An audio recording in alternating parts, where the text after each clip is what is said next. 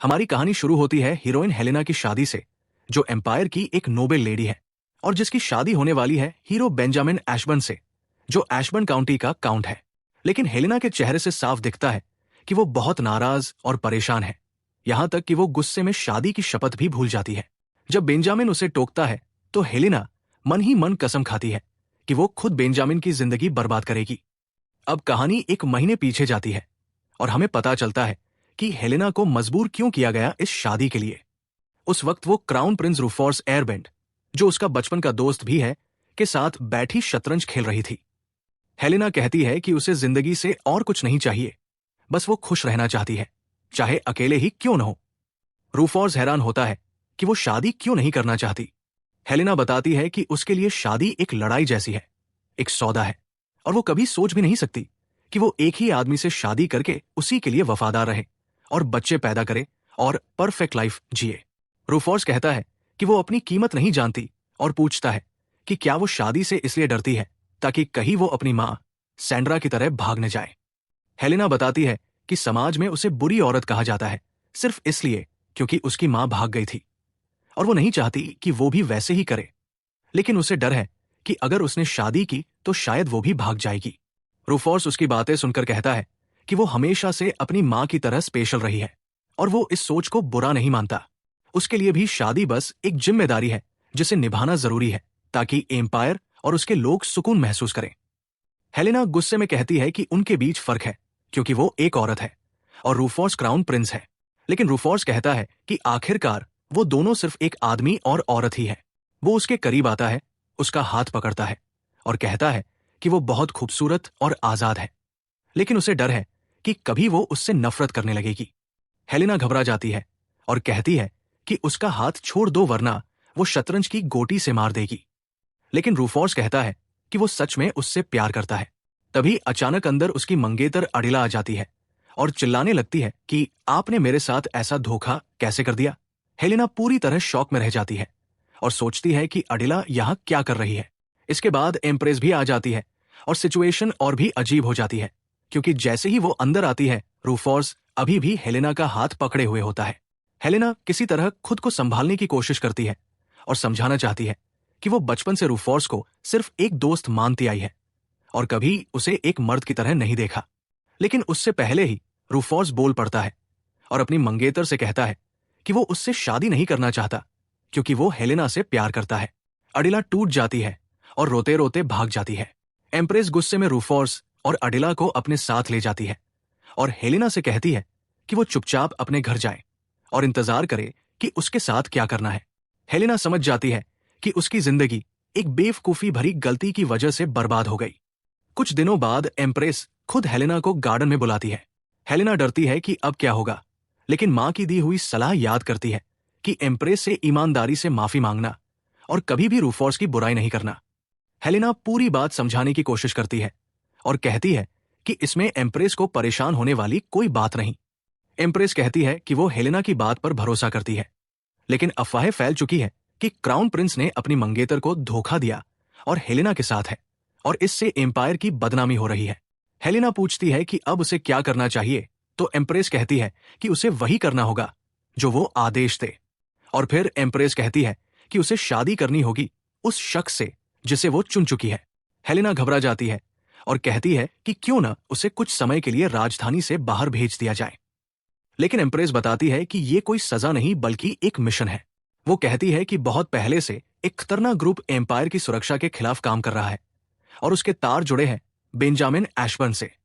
Benjamin बहुत चालाक और खतरनाक इंसान है और उसके करीब पहुंचना आसान नहीं।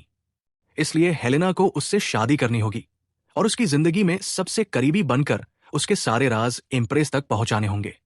हेलेना सोचती है कि शायद एम्प्रेस उसे सजा देना चाहती है, लेकिन एम्प्रेस साफ कहती है कि अगर वो ये मिशन पूरा कर लेती है तो वो एक हीरोइन की तरह सम्मान पाएगी। उसे जमीन, टाइटल और पूरी आजादी मिलेगी, वो आजादी जो किसी और औरत को कभी नहीं मिली। और अब फैसला हेलेना के हाथ में है।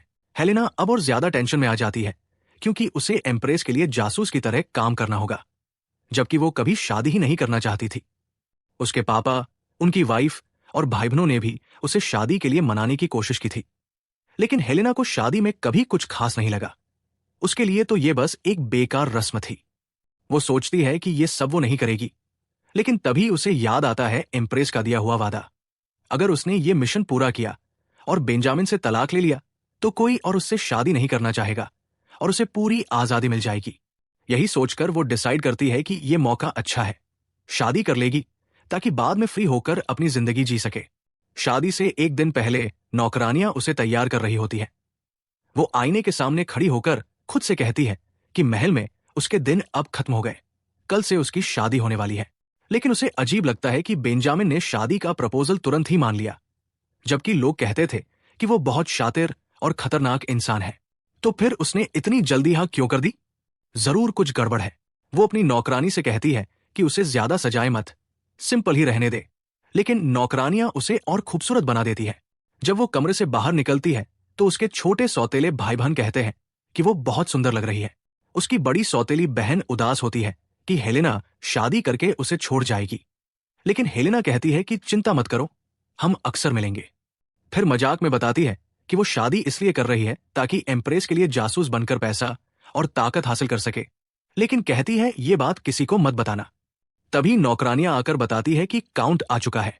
लोग कह रहे होते हैं कि सारी अफवाहें गलत थी, क्योंकि काउंट तो हद से ज्यादा हैंडसम है। यकीन ही नहीं होता कि इतना खूबसूरत आदमी इस दुनिया में है। हेलेना समझ जाती है कि अब तो सबकी नजरें सिर्फ उसी पर होंगी। नौकरानियां उसे और सजाती है और हेलेना हॉल में जाती है। सब लोग उसे देखकर दंग रह जाते हैं कि वो कितनी खूबसूरत लग रही है। हेलेना सोचती है कि चलो अगर शादी करनी ही है तो किसी हैंडसम इंसान से ही सही, लेकिन मन ही मन डरती है कि अब उसे धोखा देना और मुश्किल होगा। तभी उसकी नजर बेंजामिन पर पड़ती है, जो दूर से उसकी तरफ आ रहा होता है। वो इतना ज्यादा हैंडसम था कि हेलेना एक पल को जमी रह जाती है। बड़ा अजीब लगता है कि इतना परफेक्ट सा आदमी किसी गांव देहात में रह रहा है और अब तक कुंवारा है। बेंजामिन उसके पास आता है, उसका हाथ पकड़ता है, किस करता है और अपना नाम बताकर कहता है, तो तुम ही हो मेरी खूबसूरत दुल्हन। फिर पूछता है कि क्या वो उसके साथ डांस करेगी। हेलेना हाँ कर देती है और कहती है कि अब तो वैसे भी आज के बाद वो पति पत्नी बनने वाले हैं। दोनों डांस करने लगते हैं। हेलेना थोड़ी शर्मिंदा सी होती है। बेंजामिन उससे माफी मांगता है कि उसकी डांसिंग बहुत खराब है, क्योंकि उसने पहले कभी किसी पार्टी में डांस नहीं किया, लेकिन उसने इस दिन के लिए बहुत प्रैक्टिस की है। हेलेना हंसकर कहती है कि उसकी स्टेप्स तो बिल्कुल परफेक्ट है। वो उसे गौर से देखने लगती है और खुद से कहती है कि ये तो बड़ी मुसीबत है। इतना हैंडसम चेहरा, परफेक्ट बॉडी और इतना अच्छा नेचर। अब तो उससे पहले ही वो प्यार करने लगी, तो मिशन कैसे पूरा करेगी? डांस के बाद वो कहती है कि उसे थोड़ा चक्कर आ रहा है और आराम करना चाहती है। बेंजामिन उसकी इजाजत दे देता है। कमरे में जाकर हेलेना सोचती है कि ऐसा आदमी कभी किसी खतरनाक ग्रुप से जुड़ा हो ही नहीं सकता, लेकिन अगर उसमें कुछ बुरे इरादे हुए तो वो अपनी औरतों वाली चालों से उसे काबू में कर लेगी। खिड़की से झांकते हुए वो देखती है कि बेंजामिन किसी अपने खास साथी से बात कर रहा है। हेलेना उन्हें चुपचाप फॉलो करती है और दूर खड़ी होकर सुनने लगती है। वो सोचती है कि शायद वो उसके बारे में या शादी के बारे में बात कर रहे होंगे।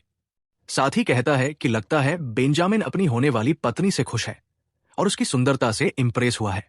हेलेना मन ही मन मुस्कुराती है कि हाँ, उसकी नजर से तो साफ था कि वो उसे देखकर चौंक गया था।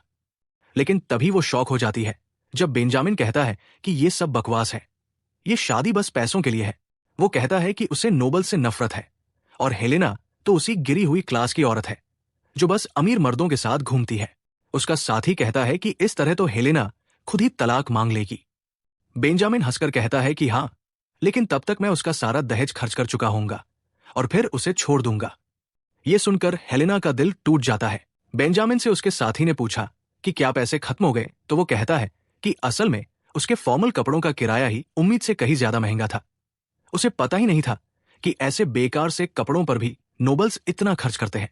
हेलेना ये सब सुनकर अपने कमरे की तरफ लौटती है, लेकिन रास्ते में उसे लोग शादी की बधाई देते हैं और वो बस मुस्कुराकर माफी मांग लेती है कि उसे थोड़ा आराम चाहिए। कमरे में पहुंचकर वो बिस्तर पर गिरकर रोने लगती है। अब उसे पूरी तरह यकीन हो जाता है कि बेंजामिन उसे फंसाने के लिए ही इतना प्यारा सा बर्ताव कर रहा था। उसकी वो हंसी और मीठे शब्द सिर्फ एक चाल थे। उसके लिए हेलेना बस दहेज का पैसा थी और कुछ नहीं। हेलेना गुस्से में सोचती है कि वो इतनी बड़ी और समझदार औरत होकर भी कैसे इस आदमी से प्यार करने का सोच बैठी, इवन फॉर मोमेंट। लेकिन फिर खुद को संभालती है और सोचती है कि जो कुछ उसने सुना वही उसके लिए अच्छा है, क्योंकि अब उसे इस आदमी के चेहरे के पीछे छुपा अंधेरा साफ दिख गया है। वो खुद से कहती है कि उसकी कहानी कोई रोमांटिक लव स्टोरी नहीं है, ये तो एक जंग है, और वो बेंजामिन को उसकी औकात दिखाएगी और पूरी बेरहमी से उसे खत्म कर देगी। अगले दिन शादी है। महल में लोग इधर उधर जा रहे हैं, लेकिन हेलेना अपने गहनों और शादी वाले ड्रेस में ही सो जाती है। अचानक रात को बालकनी से आवाज आती है। वो समझती है कि कोई चोर आया है, लेकिन जब जाकर देखती है तो पाती है कि प्रिंस रूफस उसकी बालकनी पर चढ़ाया है। हेलेना हैरान होकर पूछती है कि वो इतनी रात को यहां क्या कर रहा है। रूफस कहता है कि वो उससे माफी मांगने आया है। हेलेना गुस्से में कहती है कि माफी मांगने में उसे काफी टाइम लग गया, क्योंकि उसी की वजह से उसे जबरदस्ती इस शादी में धकेला गया। रूफस कहता है कि वो एम्प्रेस की नजर में था, इसलिए कुछ कर नहीं पाया, लेकिन अब वो सच में पछता रहा है। वो कहता है कि बेंजामिन, जिसके बारे में सब लोग उसकी हैंडसमनेस और दौलत की बातें करते हैं, असल में उतना कुछ नहीं है। हेलेना बात काट कर कह देती है कि हाँ, वो गरीब, कंगाल और बुरे स्वभाव का इंसान है। रूफस हैरान होकर पूछता है कि उसे ये सब कैसे पता। हेलेना गुस्से में कहती है कि ये सब एम्प्रेस का प्लान था, जिसने उसे इस आदमी से शादी करने के लिए फंसाया। वो रूफस को कहती है कि अब वो चला जाए, लेकिन रूफस उसे रोककर कहता है कि चलो हम दोनों भाग चलते हैं। हेलेना हैरान होकर कहती है कि क्या वो पागल हो गया है? अगर उन्होंने ऐसा किया तो इसके बहुत बड़े नतीजे होंगे और दो बड़े खानदानों, विंस्टन और एशबर्न, में दुश्मनी हो जाएगी। लेकिन उसी पल हेलेना सोचती है कि अगर वो सच में भाग गई तो बेंजामिन को उसका दहेज नहीं मिलेगा, और शायद ये उसके लिए मजेदार बदला होगा। रूफस कहता है कि वो उससे सचमुच प्यार करता है और उसकी आजादी के लिए सब कुछ तोड़ देगा। लेकिन हेलेना को उसके पुराने गुनाह याद आ जाते हैं और वो भरोसा नहीं कर पाती। तभी बाहर से शोर सुनाई देता है। कोई नौकर किसी को रोक रहा है और बेंजामिन की आवाज आती है कि उसने हेलेना की बालकनी पर एक संदिग्ध शख्स देखा और वो अपनी मंगेतर की सुरक्षा के लिए आया है। नौकर कहता है कि शादी से पहले वो कमरे में नहीं जा सकता, लेकिन तभी हेलेना जल्दी से रूफस को बालकनी से भगा देती है और दरवाजा बंद कर देती है। जैसे ही वो पीछे मुड़ती है, देखती है कि बेंजामिन सामने खड़ा है। हेलेना ताना मारते हुए कहती है कि शादी की रात किसी दुल्हन के कमरे में घुसना वाकई बहुत शर्मनाक है, और वैसे भी अभी उनकी शादी हुई भी नहीं है। बेंजामिन मुस्कुराकर कहता है कि कुछ घंटों में तो हो ही जाएगी, और असली प्रॉब्लम ये बालकनी है। वो कहता है कि उसे चेक करना पड़ेगा। हेलेना कहती है कि वहां कुछ नहीं है, लेकिन बेंजामिन कहता है कि वो झूठ बोलने में माहिर है। हेलेना गुस्से में कहती है कि अगर उसने जबरदस्ती की तो वो और नौकर बुला लेगी, लेकिन बेंजामिन जिद करके दरवाजा खोल देता है। उसी वक्त रूफस बालकनी से कूदकर भाग जाता है। बेंजामिन गुस्से में हेलेना से पूछता है कि प्रिंस वहां क्यों आया था। हेलेना कहती है कि वो बिना बताए मिलने आया और उसके पास कोई चारा नहीं था। बेंजामिन कहता है कि इससे तो सारी अफवाहें सही साबित हो जाती है, लेकिन हेलेना समझाती है कि वो और रूफस सिर्फ बचपन के दोस्त हैं। बेंजामिन शक भरी नजरों से पूछता है कि अगर ऐसा है तो फिर ये सब छिपाने की क्या जरूरत थी, और क्या वो दोनों गुपचुप चिट्ठियां लिखते थे। हेलेना कहती है कि उसने दरवाजा सिर्फ इसलिए खोला क्योंकि अगर बाहर खड़ा रहता तो और ज्यादा लोगों को शक होता। बेंजामिन कहता है कि वो बहुत बेवकूफ और लापरवाह है, लेकिन अब से उसे संभल कर रहना होगा, क्योंकि वो किसी भी हाल में ये बदनामी बर्दाश्त नहीं करेगा। हेलेना को गुस्सा आता है जब बेंजामिन उसे पत्नी कहकर छोड़कर चला जाता है, क्योंकि कुछ ही देर पहले उसने खुद कहा था कि जैसे ही उसका दहेज खत्म होगा वो उससे छुटकारा पालेगा, और अब इतनी हिम्मत की उसे बीवी बुलाए। अगले दिन शादी की सारी रस्में पूरी हो जाती है और हेलेना यकीन ही नहीं कर पाती कि उसने सच में इस घटिया, कंगाल आदमी से शादी कर ली है जो सिर्फ उसके पैसों के पीछे है। उसे पूरा यकीन है कि बेंजामिन किसी खतरनाक गैंग से जुड़ा है जो साम्राज्य की सुरक्षा के लिए खतरा है। गवर्नर के सामने शपथ दिलाई जाती है और दोनों पति पत्नी बन जाते हैं, पर असल में दोनों मन ही मन कसम खाते हैं कि एक दूसरे की जिंदगी तबाह करेंगे। शादी के कुछ घंटे बाद ही वो दोनों अशबन की ओर रवाना होते हैं। पहले नॉर्थ गेट, फिर साउथ गेट पार करते हैं और आखिरकार अशबन कैसल पहुंचते हैं। जैसे ही किले के सामने पहुंचते हैं, हेलेना देखकर हैरान रह जाती है। वो जगह सच में आधी टूटी फूटी, जर्जर और गंदी थी। उसे लगा बेंजामिन मजाक कर रहा है, लेकिन नहीं, वो कहता है कि यही उसका घर है और अब यही उसका भी घर होगा। हेलेना को यकीन ही नहीं होता कि वो एक काउंट की बेटी, जिसने हमेशा साफ सुथरे और शानदार महल में जिंदगी बिताई है, अब इस काले गंदे किले में रहना पड़ेगा। वो तुरंत सोचती है कि उसे इस खंडहर और इसके पीछे छिपे गुंडों के बारे में सबूत इकट्ठे करने होंगे ताकि मौका मिलते ही भाग सके। हेलेना देखती है कि वहां के नौकरों को तो ठीक से कुछ आता ही नहीं, तो वो खुद जिम्मेदारी ले लेती है और सबको इकट्ठा करके समझाने लगती है कि सफाई कैसे करनी है, मेहमानों का स्वागत कैसे करना है, बाथटब साफ रखना है और भी बहुत कुछ। तभी बेंजामिन बीच में टोकता है और नौकरों को आदेश देता है कि वो उसकी बात न सुने। हेलेना गुस्से में कहती है कि वो बस उन्हें वो सिखा रही है जो जरूरी है ताकि ये किला भी विस्टन कैसल जैसा बन सके। लेकिन बेंजामिन हंसकर कहता है कि यहाँ के नौकरों से उसकी ये ख्वाहिशें पूरी नहीं होंगी। हेलेना पूछती है कि अगर उसे कुछ चाहिए होगा तो किससे कहे। बेंजामिन कहता है सीधा मुझसे। तो हेलेना कहती है कि उसे फ्लावर टी चाहिए क्योंकि उसके बिना उसका दिन शुरू ही नहीं होता। बेंजामिन ठंडेपन से कहता है कि ऐसे बेवकूफी वाले डिमांड्स को वो हमेशा नजरअंदाज करेगा और अब उसे यहां नई जिंदगी अपनानी पड़ेगी। ना यहां उसके पापा है, ना उसकी मेड्स, ना उसके फॉलोअर्स। हेलेना गुस्से में कहती है कि वो गैर जिम्मेदार है जिसने अपने पूर्वजों के किले को इस हाल में छोड़ दिया। वो उसे बिगड़ैल भी कहती है। बेंजामिन बस मुस्कुराता है और कहता है जो सोचना है सोचो। हेलेना पलटकर कहती है और जो करना है करूंगी, और गुस्से में जाकर बिस्तर पर लेट जाती है। फिर व्यंग्य से कहती है कि वैसे भी वो उससे नफरत करता है तो यकीनन उसके साथ बिस्तर शेयर नहीं करेगा। बेंजामिन कहता है इवन अगर वो भीख मांगे तो भी नहीं करेगा। हेलेना उसे छोड़कर सोने चली जाती है और बेंजामिन पास ही कुर्सी पर बैठकर उसे देखने लगता है। वो उसे नजरअंदाज करने की कोशिश करता है लेकिन मानना पड़ता है कि हेलेना वाकई खूबसूरत है। तभी अचानक हेलेना जाग जाती है और पूछती है कि बिस्तर के पास टेबल क्यों है, अलमारी क्यों नहीं। बेंजामिन हैरान होकर पूछता है कि उसे टेबल से क्या दिक्कत। हेलेना कहती है कि उसे हाथ किसी चीज में डालकर सोना पसंद है वरना उसे बुरे सपने आते हैं। बेंजामिन चिढ़कर कहता है कि आधी रात को अलमारी कहां से लाए, और वैसे भी फर्नीचर बदला नहीं जा सकता। वो आदेश देता है कि बस आंखें बंद करके सो जाओ। हेलेना और गुस्से में कहती है कि इस किले में रहना पागलपन है और उसकी ये बदतमीज हरकतें बर्दाश्त से बाहर है।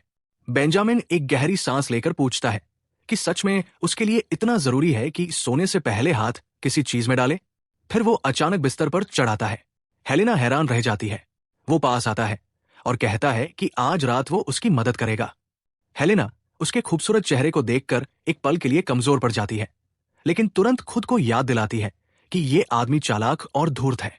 वो उसे उतरने को कहती है, लेकिन बेंजामिन उसकी बात अनसुनी करके उसकी हथेली पकड़कर अपने शर्ट के अंदर ले जाता है और धीरे से कहता है अब ऐसे ही रहूंगा जब तक तुम आंखें बंद करके चैन से सो न जाओ। बेंजामिन हेलेना से कहता है कि उसे उसकी ये मदद हमेशा याद रखनी चाहिए ताकि कभी मौका आने पर वो उसका एहसान चुका सके। हेलेना थोड़ी छेड़खानी में पूछ लेती है कि वो बिस्तर पर क्यों नहीं सोता, और फिर खुद ही मजाक में कहती है कहीं ये मेरे खूबसूरती की वजह तो नहीं कि तुम खुद को कंट्रोल नहीं कर पाते। लेकिन बेंजामिन तुरंत इनकार कर देता है और कहता है कि ये उससे जुड़ा नहीं, असल वजह तो ये है कि उसे ये बिस्तर आरामदायक ही नहीं लगता। वो बताता है कि वो बहुत सालों तक एक सिपाही रहा है, लड़ाई के मैदान में पला बढ़ा है, और उसे नींद तभी आती है जब उसकी छाती पर तलवार रखी हो, लड़ाई के लिए तैयार। हेलेना उसकी बातें सुनते सुनते ही गहरी नींद में चली जाती है। अगले दिन सुबह जब हेलेना उठती है तो उसे लगता है जैसे वो अब भी अपने पापा के महल में है और अपना रूटीन शुरू करने वाली है। लेकिन जैसे ही आंखें खुलती है तो समझ आती है कि वो तो अश्वन कैसल में है। वो उठने लगती है तभी नजर पड़ती है कि उसके कपड़े बिस्तर के नीचे पड़े हैं। उसे बहुत बुरा लगता है और वो बेंजामिन को ढूंढने निकल पड़ती है। वो खिड़की से उसे आंगन में देखती है और नोटिस करती है कि खिड़की का शीशा बहुत कमजोर है, आसानी से टूट सकता है। वो मन ही मन सोचती है ये खतरनाक किला आखिर बनाया किसने होगा। तभी वो एक नौकरानी से पूछती है कि यहां सबसे पुराना कौन है, और वो बताती है लीजा। हेलेना तुरंत उसे बुला लेती है। लीजा कहती है कि वो यहाँ की हेड कुक है और सबसे लंबे वक्त से अश्वन परिवार के साथ रही है, इसलिए लोग किसी भी जरूरत में उसी के पास आते हैं। हेलेना उससे पूछती है कि 5 साल पहले जो आग लगी थी उसमें क्या हुआ था, किसने आग लगाई और ये जगह तब से ऐसे क्यों छोड़ी गई। लीजा बताती है कि उस वक्त वो छुट्टी पर थी क्योंकि उसके पापा बीमार थे, और जब वो लौटी तो यहां कोई भी नहीं था। उसे सिर्फ कुछ भाड़े के सैनिक दिखे जो किले में घूम रहे थे।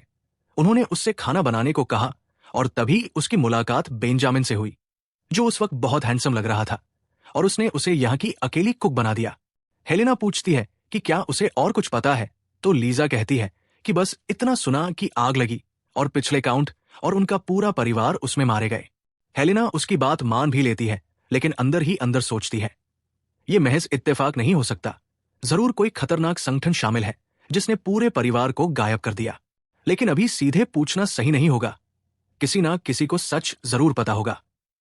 फिर वो लीजा से कहती है कि अगर उसने किला 5 साल पहले देखा है तो जरूर नोटिस किया होगा कि अब ये कितना बदल गया है और कितनी गलतियां हो रही है। हेलेना कहती है कि एक नोबल लेडी और अब इस किले की जिम्मेदार मालकिन होने के नाते वो इस जगह को ऐसे सड़ने नहीं दे सकती। लेकिन अकेले वो कुछ नहीं कर पाएगी, उसे और लोगों की मदद चाहिए ताकि अशबन परिवार की खोई हुई इज्जत और शान वापस ला सके। लीजा उसे बताती है कि 3 साल पहले इस परिवार के पुराने मैनेजर कुर्ट यहां आए थे और कहा था कि अगर कभी किसी को मदद की जरूरत हो तो उसे ढूंढना। हेलेना उसे तलाशने निकलती है, लेकिन उसकी मुलाकात एक सुनहरे बालों वाले जवान लड़के से होती है। वो उसे पहले से पहचानता है और कहता है, आखिरकार मुझे आपसे मिलने का मौका मिला। हेलेना पूछती है कि क्या वो मिस्टर कोर्ट है, तो वो बताता है कि उसका नाम जो विल्टन है और वो मिस्टर कोर्ट की जगह इस जगह का ख्याल रख रहा है। फिर वो हेलेना को अंदर ले जाता है और उसे एक खत देता है जिसे कोर्ट ने पहले ही लिख रखा था। उसमें लिखा था कि जब भी ये खत किसी तक पहुंचेगा तब तक अशबन परिवार बिखर चुका होगा, लेकिन हमेशा कोई ना कोई ऐसा होगा जो परिवार की इज्जत बचाने की कोशिश करेगा। कुर्ट ने सब कुछ छोड़ दिया था ताकि उस दिन फिर से अशबन परिवार का नाम चमक सके। हेलेना ये खत पढ़कर समझ जाती है कि कुर्ट अब यहां नहीं है, जो बताता है कि कुर्ट ने अपनी सारी जानकारी और अनुभव उसी को सौंप दिए थे और ये गार्डन, जो किले के गार्डन जैसा ही है, उसी ने कुर्ट की मौत के बाद संभाल कर रखा। हेलेना सोचती है कि वो शायद बहुत देर कर चुकी है। तभी जो कहता है, भले ही मिस्टर कुर्ट जिंदा होते शायद हालात ऐसे ही रहते। मुमकिन है कि जो अब कभी काउंट के परिवार में वापस न जा सके, क्योंकि नया काउंट पुराने परिवार को कभी माफ नहीं करेगा। इसीलिए मिस्टर कर्ट ने कहा था कि 5 साल पहले जो भयानक आग लगी थी, उसके बाद वो कभी काउंट के परिवार में लौट नहीं सकता। जो फिर हेलेना के सामने घुटनों पर बैठकर कहता है कि प्लीज मुझे अपने साथ काउंट के घर ले चलो। वो जानता है कि हेलेना को उस पर शक है, लेकिन वो बस इस पल का इंतजार कर रहा था ताकि मिस्टर कर्ट का एहसान चुका सके। हेलेना पूछती है, मैं कैसे जानूं कि तुम भरोसे लायक हो? तो जो कहता है, मुझे बस एक दिन दो, मैं तुम्हारे लिए वो सारे लोग इकट्ठे कर दूंगा जो इस किले को संभाल सकते हैं। उसके बाद अगर चाहो तो मुझे अपने साथ ले जाना, वरना नहीं। हेलेना सोचती है, ठीक है, इंतजार कर लेती हूं। बाहर निकलते ही उसका नाइट एरॉन इंतजार कर रहा होता है और पूछता है, तो कैसा रहा? हेलेना कहती है, कल सुबह हमारे पास नया बटलर होगा।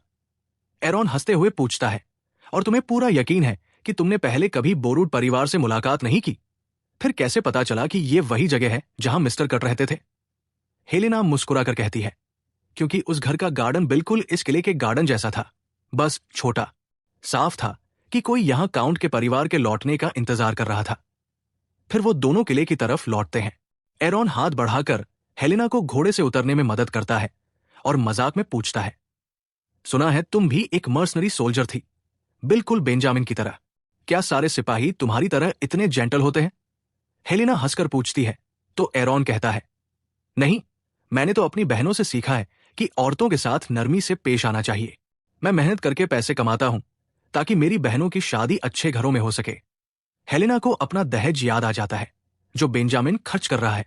वो तय करती है कि अब अपने पैसे बचाने होंगे। वो एरॉन से पूछती है, काउंट कब लौटेगा? एरॉन कहता है, उसका घोड़ा तो अस्तबल में है, मतलब वो लौट चुका होगा। हेलेना तुरंत बेंजामिन को ढूंढने निकल पड़ती है और उसे बाथटब में पाती है जहां वो थकान से आराम कर रहा होता है। तभी अचानक लीना अंदर आ जाती है और बेंजामिन हैरान रह जाता है। हेलेना मजाक में हाथ बढ़ाकर कहती है, जरा मेरा दहेज लौटा दो, और हाँ, मेरे पापा और महारानी के पैसे भी। बेंजामिन गुस्से में चिल्लाता है, बाहर जाओ और दरवाजा बंद करो। हेलेना नोटिस करती है कि उसका चेहरा लाल हो गया है, शायद शर्म से, लेकिन बेंजामिन मना करता है और कहता है, तुम बाथटब में घुसी हो और फिर भी तुम्हें कोई शर्म नहीं। हेलेना हंसकर बोलती है, अरे इसमें क्या बड़ी बात है, वैसे भी पानी में तुम पूरे ढके हुए हो, सिर्फ सिर दिख रहा है। फिर गंभीर होकर कहती है, वैसे भी लोग मेरा दहेज वापस लेंगे और किले का मैनेजमेंट अब मेरी जिम्मेदारी है, मुझे तुम्हारी इजाजत की जरूरत नहीं। इतना कहकर वो उसे उसका स्नान एंजॉय करने देती है और बाहर निकल जाती है। अगले दिन सुबह जो कई सारे मजदूर लेकर आता है जिन्हें उसने बड़ी सोच समझकर चुना था, वो हेलेना से कहता है, ये सब फिलहाल अस्थायी वर्कर्स हैं, मैं इन पर नजर रखूंगा और जो सबसे काबिल होंगे उन्हें पक्का कर दूंगा। हेलेना उसे अपना डेप्यूटी बना देती है ताकि वो नौकर चुनने का काम संभाल सके, जो सबके सामने कहता है, पूरी जान लगा दो, इस किले को फिर से बनाना और चमकाना है। हेलेना सोचने लगती है कि जब बेंजामिन वापस आएगा और इन नए नौकरों को देखेगा तो उसका रिएक्शन कैसा होगा। उसे याद आता है कि कल से उसने बेंजामिन को देखा ही नहीं। वो कहीं और सोया और सुबह सुबह निकल गया। शाम को हेलेना अकेली ही अपने बिस्तर पर सो जाती है। हालांकि मन करता है कि बेंजामिन के पास जाकर उसका हाथ पकड़ ले ताकि चैन से सो सके, लेकिन आज वो खुद को रोक लेती है। वो बस सोचती है, आज तो आराम का सुकून भरा शाम है। जो खाना जो लेकर आया था वो खाती है और मजे से टाइम बिताती है। उसे यकीन हो जाता है कि बेंजामिन आज भी वापस नहीं आएगा। उसकी गैर मौजूदगी का फायदा उठाकर वो कुछ स्टेशनरी ढूंढती है और महारानी को चिट्ठी लिखने बैठ जाती है। चिट्ठी की शुरुआत ही इस हालात से करती है कि किले में बहुत सारे कमरे बंद पड़े हैं और जिनमें हेलेना सोच रही थी कि शायद उन बंद कमरों की चाबियां बेंजामिन के पास होंगी और अगर वो दरवाजे खुल जाए तो उसकी जांच में बहुत मदद मिल सकती है। वो अपने मन में कहती है, 5 साल पहले लगी आग के बाद सारे नौकर निकाल दिए गए और तब से ये किला वीरान पड़ा है, जैसे कोई भूतिया हवेली हो। चिट्ठी लिखकर उसे लगने लगा कि अभी तक उसने बहुत कम जानकारी जुटाई है और इतना कम सबूत महारानी को परेशान कर देगा। इसलिए वो ठान लेती है कि चिट्ठी फिर से लिखेगी, इस बार बड़े ध्यान से, ताकि महल की हालत साफ साफ बता सके। तभी उसे कदमों की आहट सुनाई देती है। वो पहचान जाती है, ये बेंजामिन है। अचानक वो बिना दस्तक दिए कमरे में घुस आता है। हेलेना घबरा जाती है और चिट्ठी छुपाने लगती है। गुस्से में कहती है, कम से कम दरवाजा खटखटाकर आओ। बेंजामिन मुस्कुराकर ताना मारता है, ये मेरा ही कमरा है, मुझे अंदर आने के लिए दस्तक की जरूरत नहीं। हेलेना उसकी अनदेखी पर झुंझलाकर कहती है, मैंने पिछले दिनों बहुत काम किया है। बेंजामिन व्यंग्य से पूछता है, ओह, मतलब तुमने अजनबियों को किले में घुसा लिया और पूरा माहौल बिगाड़ दिया। हेलेना पलटकर जवाब देती है, वो अजनबी नहीं है, वो लोग मददगार है। वैसे भी पुराने नौकरों की जगह कोई तो होना चाहिए। और सच बताओ, क्या तुमने वाकई उन्हें निकाल दिया? बेंजामिन हल्की हंसी के साथ कहता है, हाँ, लेकिन बड़े सभ्य तरीके से। हेलेना चिढ़ जाती है और कहती है, ये किला सिर्फ तुम्हारी जिम्मेदारी नहीं है, मैं भी इस जगह की मालिक हूं और अपना फर्ज निभाना चाहती हूं। इसमें दिक्कत क्या है अगर मैं इसे रहने लायक बना दूं? बेंजामिन ठंडे स्वर में कहता है, ठीक है, अगर करना ही चाहती हो तो सिर्फ आंगन का ध्यान रखना, लेकिन मुख्य इमारत को मत छूना। हेलेना तुरंत शक से पूछती है, क्यों? क्या वहां कुछ छुपा रहे हो या कोई राज है जो मुझे नहीं जानना चाहिए? बेंजामिन तुरंत पलटकर कहता है, और क्यों नहीं ये हो सकता कि तुम्हारे पास कुछ छुपाने को हो? हेलेना और ज्यादा घबरा जाती है और जल्दी से चिट्ठी अपनी जेब में डाल लेती है। बेंजामिन साफ शब्दों में पूछता है, क्या तुम्हारे पास मुझसे छुपाने लायक कुछ है? हेलेना तुरंत मना कर देती है, नहीं, मैं तो बस चाहती हूं कि यह किला रहने लायक बने। बेंजामिन गहरी नजर डालते हुए कहता है, जिंदगी शादी से पहले अलग होती है और बाद में बिल्कुल बदल जाती है। हेलेना गुस्से में पलटती है, हाँ, और ये बातें तुम अपने लिए कह रहे हो क्योंकि तुम्हारी जिंदगी तो पहले ही बर्बाद है, लेकिन मैं वैसे नहीं जीना चाहती। बेंजामिन ठंडेपन से कहता है, तो ये तुम्हारी समस्या है। हेलेना ठान लेती है, हाँ, और इसीलिए मैं खुद ही अपनी समस्या हल करूंगी। अब प्लीज मुझे अकेला छोड़ दो और बाकी कमरों की चाबियां दे दो। बेंजामिन कंधे उचकाकर कहता है, मुझे चाबियों के बारे में कुछ नहीं पता। लेकिन हेलेना को यकीन नहीं होता। वो सोचती है कि जरूर ये जिद्दीपन है। बेंजामिन पूछता है, इतने सारे खुले कमरे हैं, फिर भी तुम्हें बंद कमरों की ही क्यों पड़ी है? हेलेना सख्ती से कहती है, क्योंकि घर देखकर इंसान का असली स्वभाव समझ आता है। अगर किला ढंग से नहीं चलेगा तो यहां रहने वाले सब परेशान होंगे। लोग जो मैंने सफाई और मरम्मत के लिए बुलाए हैं वो जान लगाकर मेहनत कर रहे हैं। तुम अपनी पर्सनल प्रॉब्लम्स इसके लिए और यहां रहने वालों पर मत निकालो। और वैसे भी तुमने ये किला संभाला है तो तुम्हें चाबियों का पता होना चाहिए। बड़ा बटलर जरूर जानता होगा। फिर वो सीधा पूछती है, बताओ, बड़ा बटलर कौन था और कहाँ है? बेंजामिन ठंडे स्वर में कहता है, मुझे नहीं पता और मैं जानना भी नहीं चाहता। हेलेना थककर कहती है, लोग तुम्हारी इस बेरुखी से परेशान हैं। फिर देखती है कि रात काफी हो चुकी है। वो कहती है, बस अब बात खत्म, चलो सो जाए। वो बिस्तर पर लेट जाती है और बेंजामिन से कहती है, आओ मेरे पास लेटो। मैंने पूरे किले में देखा, तुम्हारे सोने की कोई और ठीक जगह नहीं मिली। बेंजामिन टालने की कोशिश करता है, मैं ऑफिस में सो जाऊंगा, जैसे पिछली रात। हेलेना सख्ती से कहती है, ऑफिस में सोने से तुम्हारी हड्डियां टूट जाएंगी, बस आओ यहां। वो हाथ बढ़ाती है और शरारती लहजे में कहती है, जल्दी आओ, मुझे तुम्हारे पास सोना है। बेंजामिन समझ जाता है कि उसे चैन से सोने के लिए वही चाहिए, ताकि वो उसका हाथ पकड़कर नींद पा सके। अगले दिन सुबह हेलेना एरॉन को आदेश देती है कि घोड़े तैयार करे। एरॉन मन ही मन सोचता है, आखिर अब ये लेडी कहाँ जाने वाली है। तभी हेलेना उसके सामने आती है, घुड़सवार जैसी स्टाइलिश और शानदार ड्रेस पहने हुए। एरॉन हैरान रह जाता है। हेलेना कहती है, आज हम पुराने बटलर मिस्टर वेस्ली को ढूंढने जा रहे हैं। वो दोनों एक ऐसी शहर की ओर निकलते हैं जो एक बड़ा ट्रेडिंग हब है, जहां पूर्व और पश्चिम को जोड़ने वाले रास्ते मिलते हैं। वो जगह कानून से बाहर है, सिपाहियों, व्यापारियों और हर तरह के आवारा लोगों से भरी हुई। एरॉन कहता है, तो तुम इस भीड़ में मिस्टर वेस्ली को ढूंढना चाहती हो, लेकिन ये ड्रेस क्यों पहनी है? हेलेना आत्मविश्वास से कहती है, अगर मुझे ऐसे खतरनाक जगह पर रहना है तो मुझे अच्छे और मजबूत कपड़े पहनने होंगे। और हां, याद रखना, आज से तुम मुझे हेलेना कहकर पुकारोगे। हेलेना एरॉन से कहती है कि अब से उसे लेडी एशबर्न मत कहो, बस हेलेना कहो। एरॉन उससे पूछता है कि अब हम कहाँ जा रहे हैं, तो वो बस मुस्कुराकर कहती है, बस मेरे साथ रहो। दोनों एक सराय में पहुंचते हैं और हेलेना जोर से दरवाजा अपने पैर से खोल देती है। अंदर जाकर वो पूछती है, क्या ये इस इलाके का सबसे बड़ा सराय है? मालिक पहले तो चिढ़ता है, लेकिन जैसे ही हेलेना के महंगे पंख, कीमती गहने और उसके शानदार नौकर पर नजर पड़ती है, उसका रवैया बदल जाता है और बड़े सम्मान से उसका स्वागत करता है। हेलेना सीधे मुद्दे पर आती है और कहती है कि उसे एक आदमी चाहिए जिसका नाम है वेस्ली।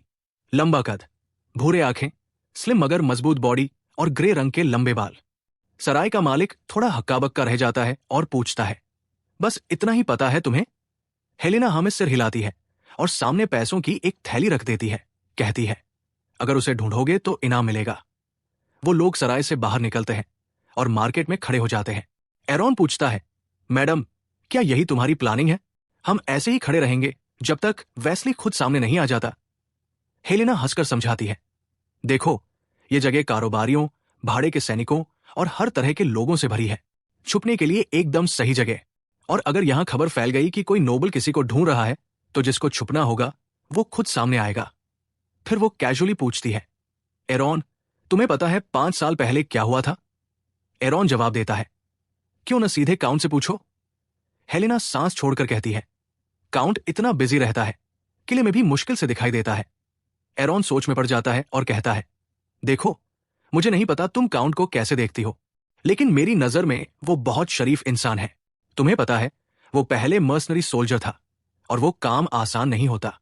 वो तलवारबाजी में इतना तेज था कि कई बार मेरी जान भी बचाई। हेलेना हैरानी से पूछती है, ओह, तो इसी वजह से तुम उसे शरीफ आदमी मानते हो? एरॉन मुस्कुराकर कहता है, नहीं, ये तो बस कहानी का एक हिस्सा है। तुमने अरेलिया शहर की क्रैकन इंसिडेंट के बारे में सुना है? हेलेना तुरंत बोलती है, हां, थोड़ा बहुत सुना है।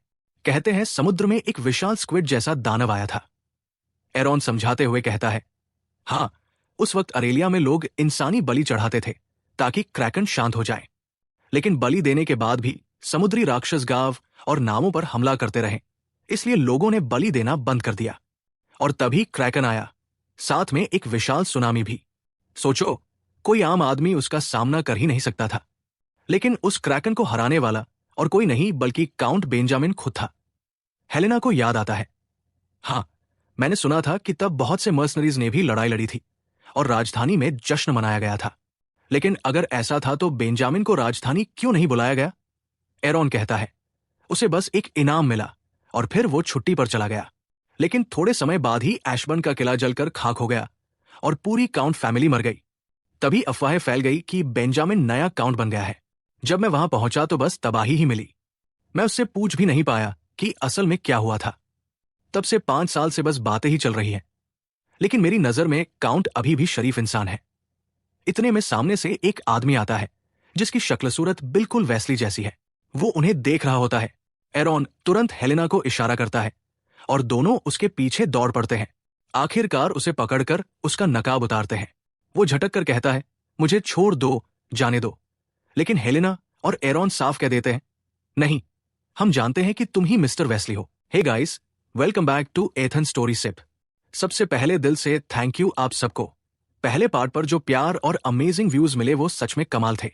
लेकिन यार, आप में से बहुत सारे लोगों ने अभी तक सब्सक्राइब और लाइक नहीं किया तो प्लीज जल्दी से कर दो, क्योंकि इससे मुझे बहुत हेल्प मिलती है और मुझे समझ आता है कि आपको मेरी एक्सप्लेनेशन सच में पसंद आ रही है।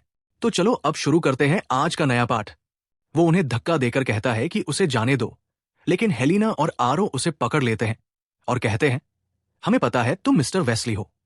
वेस्ली उन्हें रोकते हुए कहता है कि एक दिन काउंट का परिवार जरूर उसके पास आएगा और पूछता है कि आखिर वो लोग उसे क्यों ढूंढ रहे हैं। हेलिन सीधे कह देती है कि वो चाहती है वेस्ली वापस अशबर्न किले लौटे, क्योंकि काउंट का परिवार उसे चाहता है। लेकिन वेस्ली साफ इनकार कर देता है और कहता है कि वो कभी वापस नहीं जाएगा। हेलिन पूछती है कि फिर वो उनसे मिलने क्यों आया, क्या बस जिज्ञासा थी ये जानने की कि अशबर्न से कौन आया है। वेस्ली उस पर शक करता है और कहता है कि हेलिन सच में काउंट के परिवार की नहीं हो सकती, क्योंकि अगर होती तो अपना नाम छुपाती, लेकिन उसने नाम छुपाया नहीं, तो मामला अलग है। फिर वेस्ली सीधे पूछता है कि आखिर वो कौन है। हेलिन थोड़ी घबराकर जवाब देती है कि उसे बस ये मान लेना चाहिए कि उसने काउंट के साथ एक ही बिस्तर शेयर किया है। ये सुनकर वेस्ली हैरान रह जाता है, क्योंकि हेलिन उस वक्त एक मर्द के भेष में थी। वेस्ली कहता है कि बस अब बहुत हो गया, वो और कुछ नहीं सुनना चाहता। सब कुछ 5 साल पहले ही खत्म हो चुका है और वो कभी किले वापस नहीं जाएगा, क्योंकि काउंट उसे माफ नहीं करेगा। हेलिन समझाने की कोशिश करती है, लेकिन वेस्ली साफ कह देता है कि अब उन्हें जाना चाहिए। हेलिन नाराज होकर पूछती है कि आखिर वो इतना जिद्दी क्यों है और चाहती है कि वो बताए कि 5 साल पहले सच में हुआ क्या था। आरो बीच में बोलता है कि उन्हें बेहतर होगा कि पहले अपनी चाबियां ले और द्रुन वापस लौटें, क्योंकि ये मसला इतना आसान नहीं है। लेकिन हेलिन कहती है कि अब मामला और साफ हो गया है और वेस्ली का बर्ताव देखकर वो मानती है कि वो जरूर लौटेगा। बस अभी खुद को किसी अनजाने गुनाह की सजा दे रहा है और माफी का इंतजार कर रहा है। हेलिन ठान लेती है कि वो चाबियां लेकर वेस्ली को हर हाल में वापस महल ले जाएगी, चाहे जो भी कीमत चुकानी पड़े। वो कल फिर वापस आएगी। लेकिन वेस्ली बिना कुछ सुने चला जाता है। हेलिन सोचती है कि आखिर वो कौन सी गलती थी जिसने वेस्ली को इतना बदल दिया। आरो उसे समझाता है कि अभी होटल ढूंढना बेहतर होगा, क्योंकि सुबह के बाद मौसम बहुत ठंडा हो जाएगा और वैसे भी उसे बहुत भूख लगी है। उसी शाम बेंजामिन किले में लौटता है और देखता है कि अब किला काफी हद तक फिर से बन चुका है और साफ सुथरा है। वहां उसकी मुलाकात जो से होती है, जो मुस्कुराकर उसका स्वागत करता है और बताता है कि हेलिन मिस्टर वेस्ली को ढूंढने गई है और वो उसे सब कुछ बताएगी। हेलिन को बताया गया कि वो वेस्ली को झा मार्केट में ढूंढ सकती है, और ये सुनकर बेंजामिन डर जाता है कि हेलिन इतनी खतरनाक जगह पर चली गई बिना उसे बताए, तो वो तुरंत उसे खोजने निकल पड़ता है। अगले दिन सुबह सुबह हेलिन फिर उसी होटल जाती है जहां वेस्ली रह रहा था, लेकिन वहां पता चलता है कि वो तो भाग चुका है। जब आरो होटल के रिसेप्शनिस्ट से पूछता है तो वो कहती है कि पिछली रात उसने अपना सामान पैक किया और बोला कि अब वक्त आ गया है जिंदगी का मजा लेने का, और वो उस जगह जा रहा है जहां उसकी प्यारी लैला रहती है, जिसके पास वो हमेशा जाता है। आरो तुरंत शक करता है कि जरूर वो जुआ खेलता है और कामचोर है। दोनों उस जगह पहुंचते हैं और अंदर जाते ही हेलिन और आरो को माहौल बड़ा अजीब लगता है। वहां की जिम्मेदार लड़की हेलिन से, जो अभी भी लड़के के भेष में थी, पूछती है कि उसे इस जगह का पता कैसे चला। हेलिन कहती है कि उसने इसके बारे में एक आदमी से सुना था जो अक्सर यहां आता था। लड़की मुस्कुराकर कहती है कि यहां सिर्फ खास लड़कियां ही काम करती हैं, और फिर मजाक में पूछती है कि क्या हेलिन यानी ये नकली लड़का उन्हें खुश कर पाएगा। तभी आरो की आंखों में जलन होने लगती है। वो खांसने और छींकने लगता है और हेलिन से शिकायत करता है, ये अजीब जगह तो मेरी आंखें फाड़ ही देगी। हेलिन उसे डांटती है और कहती है, बाहर जाओ और चेहरा धो लो। फिर हेलिन उस लड़की से कहती है कि वो यहां किसी को ढूंढने आई है जिसका नाम है लैला। ये सुनते ही लड़की चौंक जाती है और कहती है कि हेलिन तो बड़ा हिम्मती लड़का है। आरो बाहर निकल जाता है क्योंकि उसकी आंखें लाल हो गई थी और वो कुछ समझ नहीं पा रहा था, बस हेलिन की फिक्र में पड़ा था। तभी उसके सामने अचानक काउंट बेंजामिन आ जाता है और हेलिन के बारे में पूछता है। बेंजामिन गुस्से में सोचता है कि ये कोई गलत जगह है और तुरंत अंदर चला आता है। हेलिन उसे अचानक देखकर घबरा जाती है और पूछती है, आप यहां कैसे आ गए? बेंजामिन गुस्से में उसे डांटता है कि वो शादीशुदा औरत है और उसे ऐसी जगहों पर नहीं आना चाहिए। हेलिन सफाई देती है कि वो यहां सिर्फ वेस्ली की वजह से आई है और पीछे हटने का सवाल ही नहीं उठता। लेकिन बेंजामिन की आवाज ऊंची हो जाती है। वो कहता है कि हेलिन बिल्कुल नाकामयाब है, काउंट की बीवी बनने के काबिल ही नहीं, और उसका मासूम सा चेहरा उसे धोखा दे गया। तभी अचानक एक नरम सी बिल्ली का पंजा उसके गाल पर लगता है। बेंजामिन चौंक कर देखता है और हेलिन को गोद में एक प्यारी सी बिल्ली पकड़े देखता है। हेलिन हंसकर पूछती है, तो बताइए, ये क्यूट सी लैला कैसी लगी? बेंजामिन चारों ओर देखता है तो कमरे में बहुत सारी बिल्लियां थी। उसे समझ आता है कि ये कोई गलत जगह नहीं बल्कि बिल्लियों का शेल्टर है, और ये लैला असल में एक प्यारी सी बिल्ली है जिससे वेस्ली हमेशा मिलने आता था और उससे बहुत लगाव रखता था। वो लड़की जब लड़कियों की बात कर रही थी तो असल में बिल्लियों के बारे में कह रही थी। तभी आरो बाहर खांसते हुए छींके मार रहा था क्योंकि उसे तो बिल्लियों से एलर्जी थी। हेलिन बेंजामिन को डांटती है कि देखो लैला, तुम्हारी वजह से डरकर भाग गई। बेंजामिन हैरान रह जाता है कि यहां इतना सब क्या हो रहा है और इतने सारे बिल्लियां क्यों हैं। हेलिन मुस्कुराकर बताती है कि ये बिल्लियों का शेल्टर है और उसने पहले ऐसे जगहों के बारे में सुना था, लेकिन आज पहली बार यहां आई है। बेंजामिन लंबी सांस लेकर राहत महसूस करता है। हेलिन शरारती अंदाज में पूछती है, इतनी राहत क्यों मिली आपको? बेंजामिन धीमी आवाज में मान लेता है, क्योंकि मैं तुम्हारे लिए बहुत परेशान था। हेलिन हैरान होकर पूछती है, मेरे लिए? बेंजामिन कहता है कि वो उसे खोजते खोजते राजधानी और दक्षिण तक गया, पूरी रात जागता रहा क्योंकि उसे उसकी चिंता थी। हेलिन थोड़ी नरमी से मुस्कुराकर कहती है कि उसकी इतनी चिंता करने की जरूरत नहीं थी। वो अच्छी तरह जानती है सही और गलत क्या है और कभी कोई बेवकूफी नहीं करेगी। इसी वजह से तो वो आरों को साथ लाई थी, क्योंकि उसे पता था जहां जैसी जगह कैसी होती है। बेंजामिन उसकी बात काटकर कहता है कि उसका चिंता करना जगह या हालात से जुड़ा नहीं था, वो बस हेलिन की ही फिक्र कर रहा था, सिर्फ उसकी। वो और भी हैरान हो जाती है उसकी बातों से, क्योंकि उसने तो उससे शादी ही पैसों के लिए की थी और कभी उसको इंसान की तरह ट्रीट करना चाहता ही नहीं था।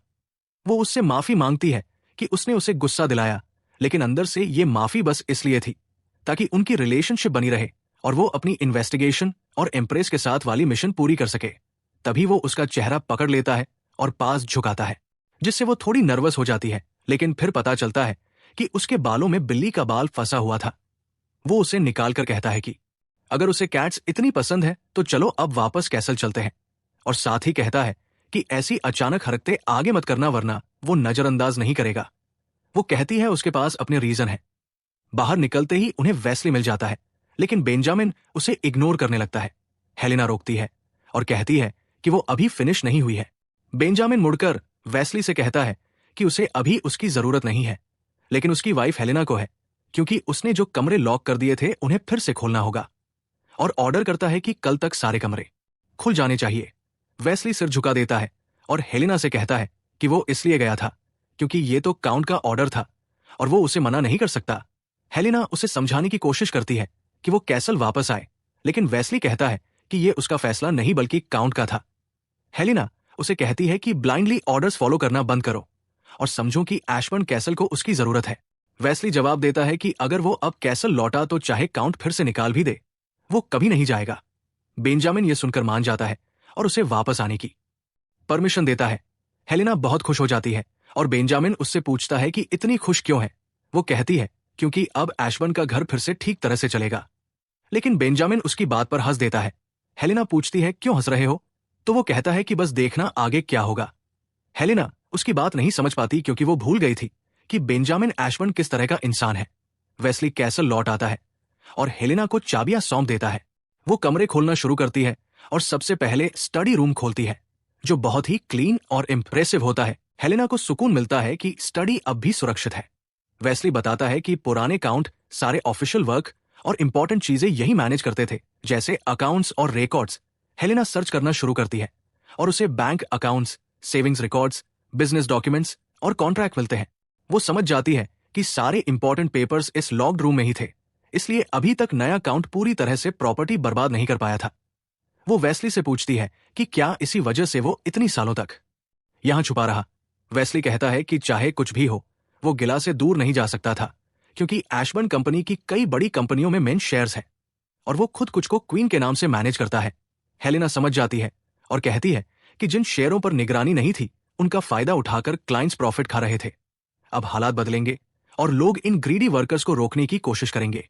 वेस्ली उसकी लीडरशिप की तारीफ करता है और कहता है कि काउंट के घर का फ्यूचर उसके हाथों में है, हेलेना हंसकर कहती है कि अभी तो बहुत जल्दी है। ये सब कहने के लिए हमें धीरे धीरे आगे बढ़ना होगा और बड़े इश्यूज को सॉल्व करना होगा। फिर वो बुक्स और कॉन्ट्रैक्ट्स पर काम शुरू कर देती है और यकीन करती है कि काउंट का घर सच में बहुत बड़ा विरासत है। उसे जो की लिखी कैसल की सप्लाई लिस्ट भी मिलती है और उसे लगता है कि घर को ठीक से चलाने के लिए बहुत काम करना पड़ेगा। चाहे वो कितना भी काम करे फिर भी कम ही होगा। तभी अचानक बेंजामिन वहां आता है और उसे ऐसे बिजी देखता है। वो पूछता है ये जगह कौन सी है। हेलेना कहती है ये कैसल का मेन ऑफिस है जो बंद था, लेकिन अब उसने खोल लिया है और यहाँ सारे अकाउंट्स और बुक्स हैं जो उसे कैसल मैनेज करने में मदद करेंगे। बेंजामिन पूछता है क्या उसने अपने कामों के बारे में सोचा। हेलेना कंफ्यूज होकर पूछती है कौन से काम। वो कहता है कि उसने इतनी दूर तक उसका पीछा किया और अपना सारा काम छोड़कर सिर्फ उसे ढूंढने आया। हेलेना कहती है कि उसने तो पहले ही माफी मांग ली थी कि उसकी वजह से उसे दिक्कत हुई और बाकी सब तो बस उसका मिसअंडरस्टैंडिंग है। फिर वो पूछती है कि आखिर वो चाहता क्या है कि वो सोचे। बेंजामिन कहता है कि अगली बार जब भी वो कहीं जाए तो उसे बता दे ताकि शायद वो उसके साथ जा सके, लेकिन हेलेना इतनी बिजी होती है कि उसकी बात ही नहीं सुनती। बेंजामिन गुस्से में टेबल पर जोर से हाथ मारता है और पूछता है क्या उसने उसकी बात समझी। फिर कहता है कि अगर वो कैसल के लिए इतना मेहनत कर रही है तो वो किसी बड़े पोजीशन की हकदार है। हेलेना हैरान होकर पूछती है उसका मतलब क्या है, तो वो कहता है कि ये सोचने का काम उस पर छोड़ दो और फिर मुस्कुराकर कहता है कि आज रात तो वो उसकी मदद भी नहीं कर पाएगा सोने में। हेलेना गुस्से से पूछती है कि आखिर वो कहना क्या चाहता है और ये सब क्यों बोल रहा है, लेकिन बेंजामिन उसे छोड़कर चला जाता है। हेलेना अंदर ही अंदर सोचती है कि वो उसके करीब कभी नहीं जा पाएगी, क्योंकि बाहर से वो कितना भी जेंटल और एलिगेंट दिखे लेकिन अंदर से वो चालाक और डेंजरस है। वो फिर से अपने काम में बिजी हो जाती है। बाद में हेलेना और जो एक अजीब कमरे में जाते हैं और अंदर जाते ही हेलेना डर जाती है क्योंकि वहां अजीब अजीब मॉन्स्टर शेप की लकड़ी की मूर्तियां रखी होती है। हेलेना हक्का बक्का रह जाती है और जो से पूछती है ये कैसा कमरा है, जो कहता है कि ये उन्हें तब मिला जब उन्होंने ग्राउंड फ्लोर खाली करवाया और ये एक कोने में छुपा हुआ था। हेलेना को यकीन ही नहीं होता और पूछती है कि क्या ये एशबर्न फैमिली की कोई ट्रेडिशन है और कोई क्यों अपने घर में ऐसी मॉन्स्टर मूर्तियां रखेगा। ये तो किसी कल्ट जैसी आदत लगती है। तभी उसे एक लकड़ी की मूर्ति दिखती है जिस पर लिखा होता है काउंट विंस्टन के लिए। हुडलिन से और हेलेना सोच में पड़ जाती है कि उसकी फैमिली से जुड़ा हुआ ये पीस यहां कैसे आया।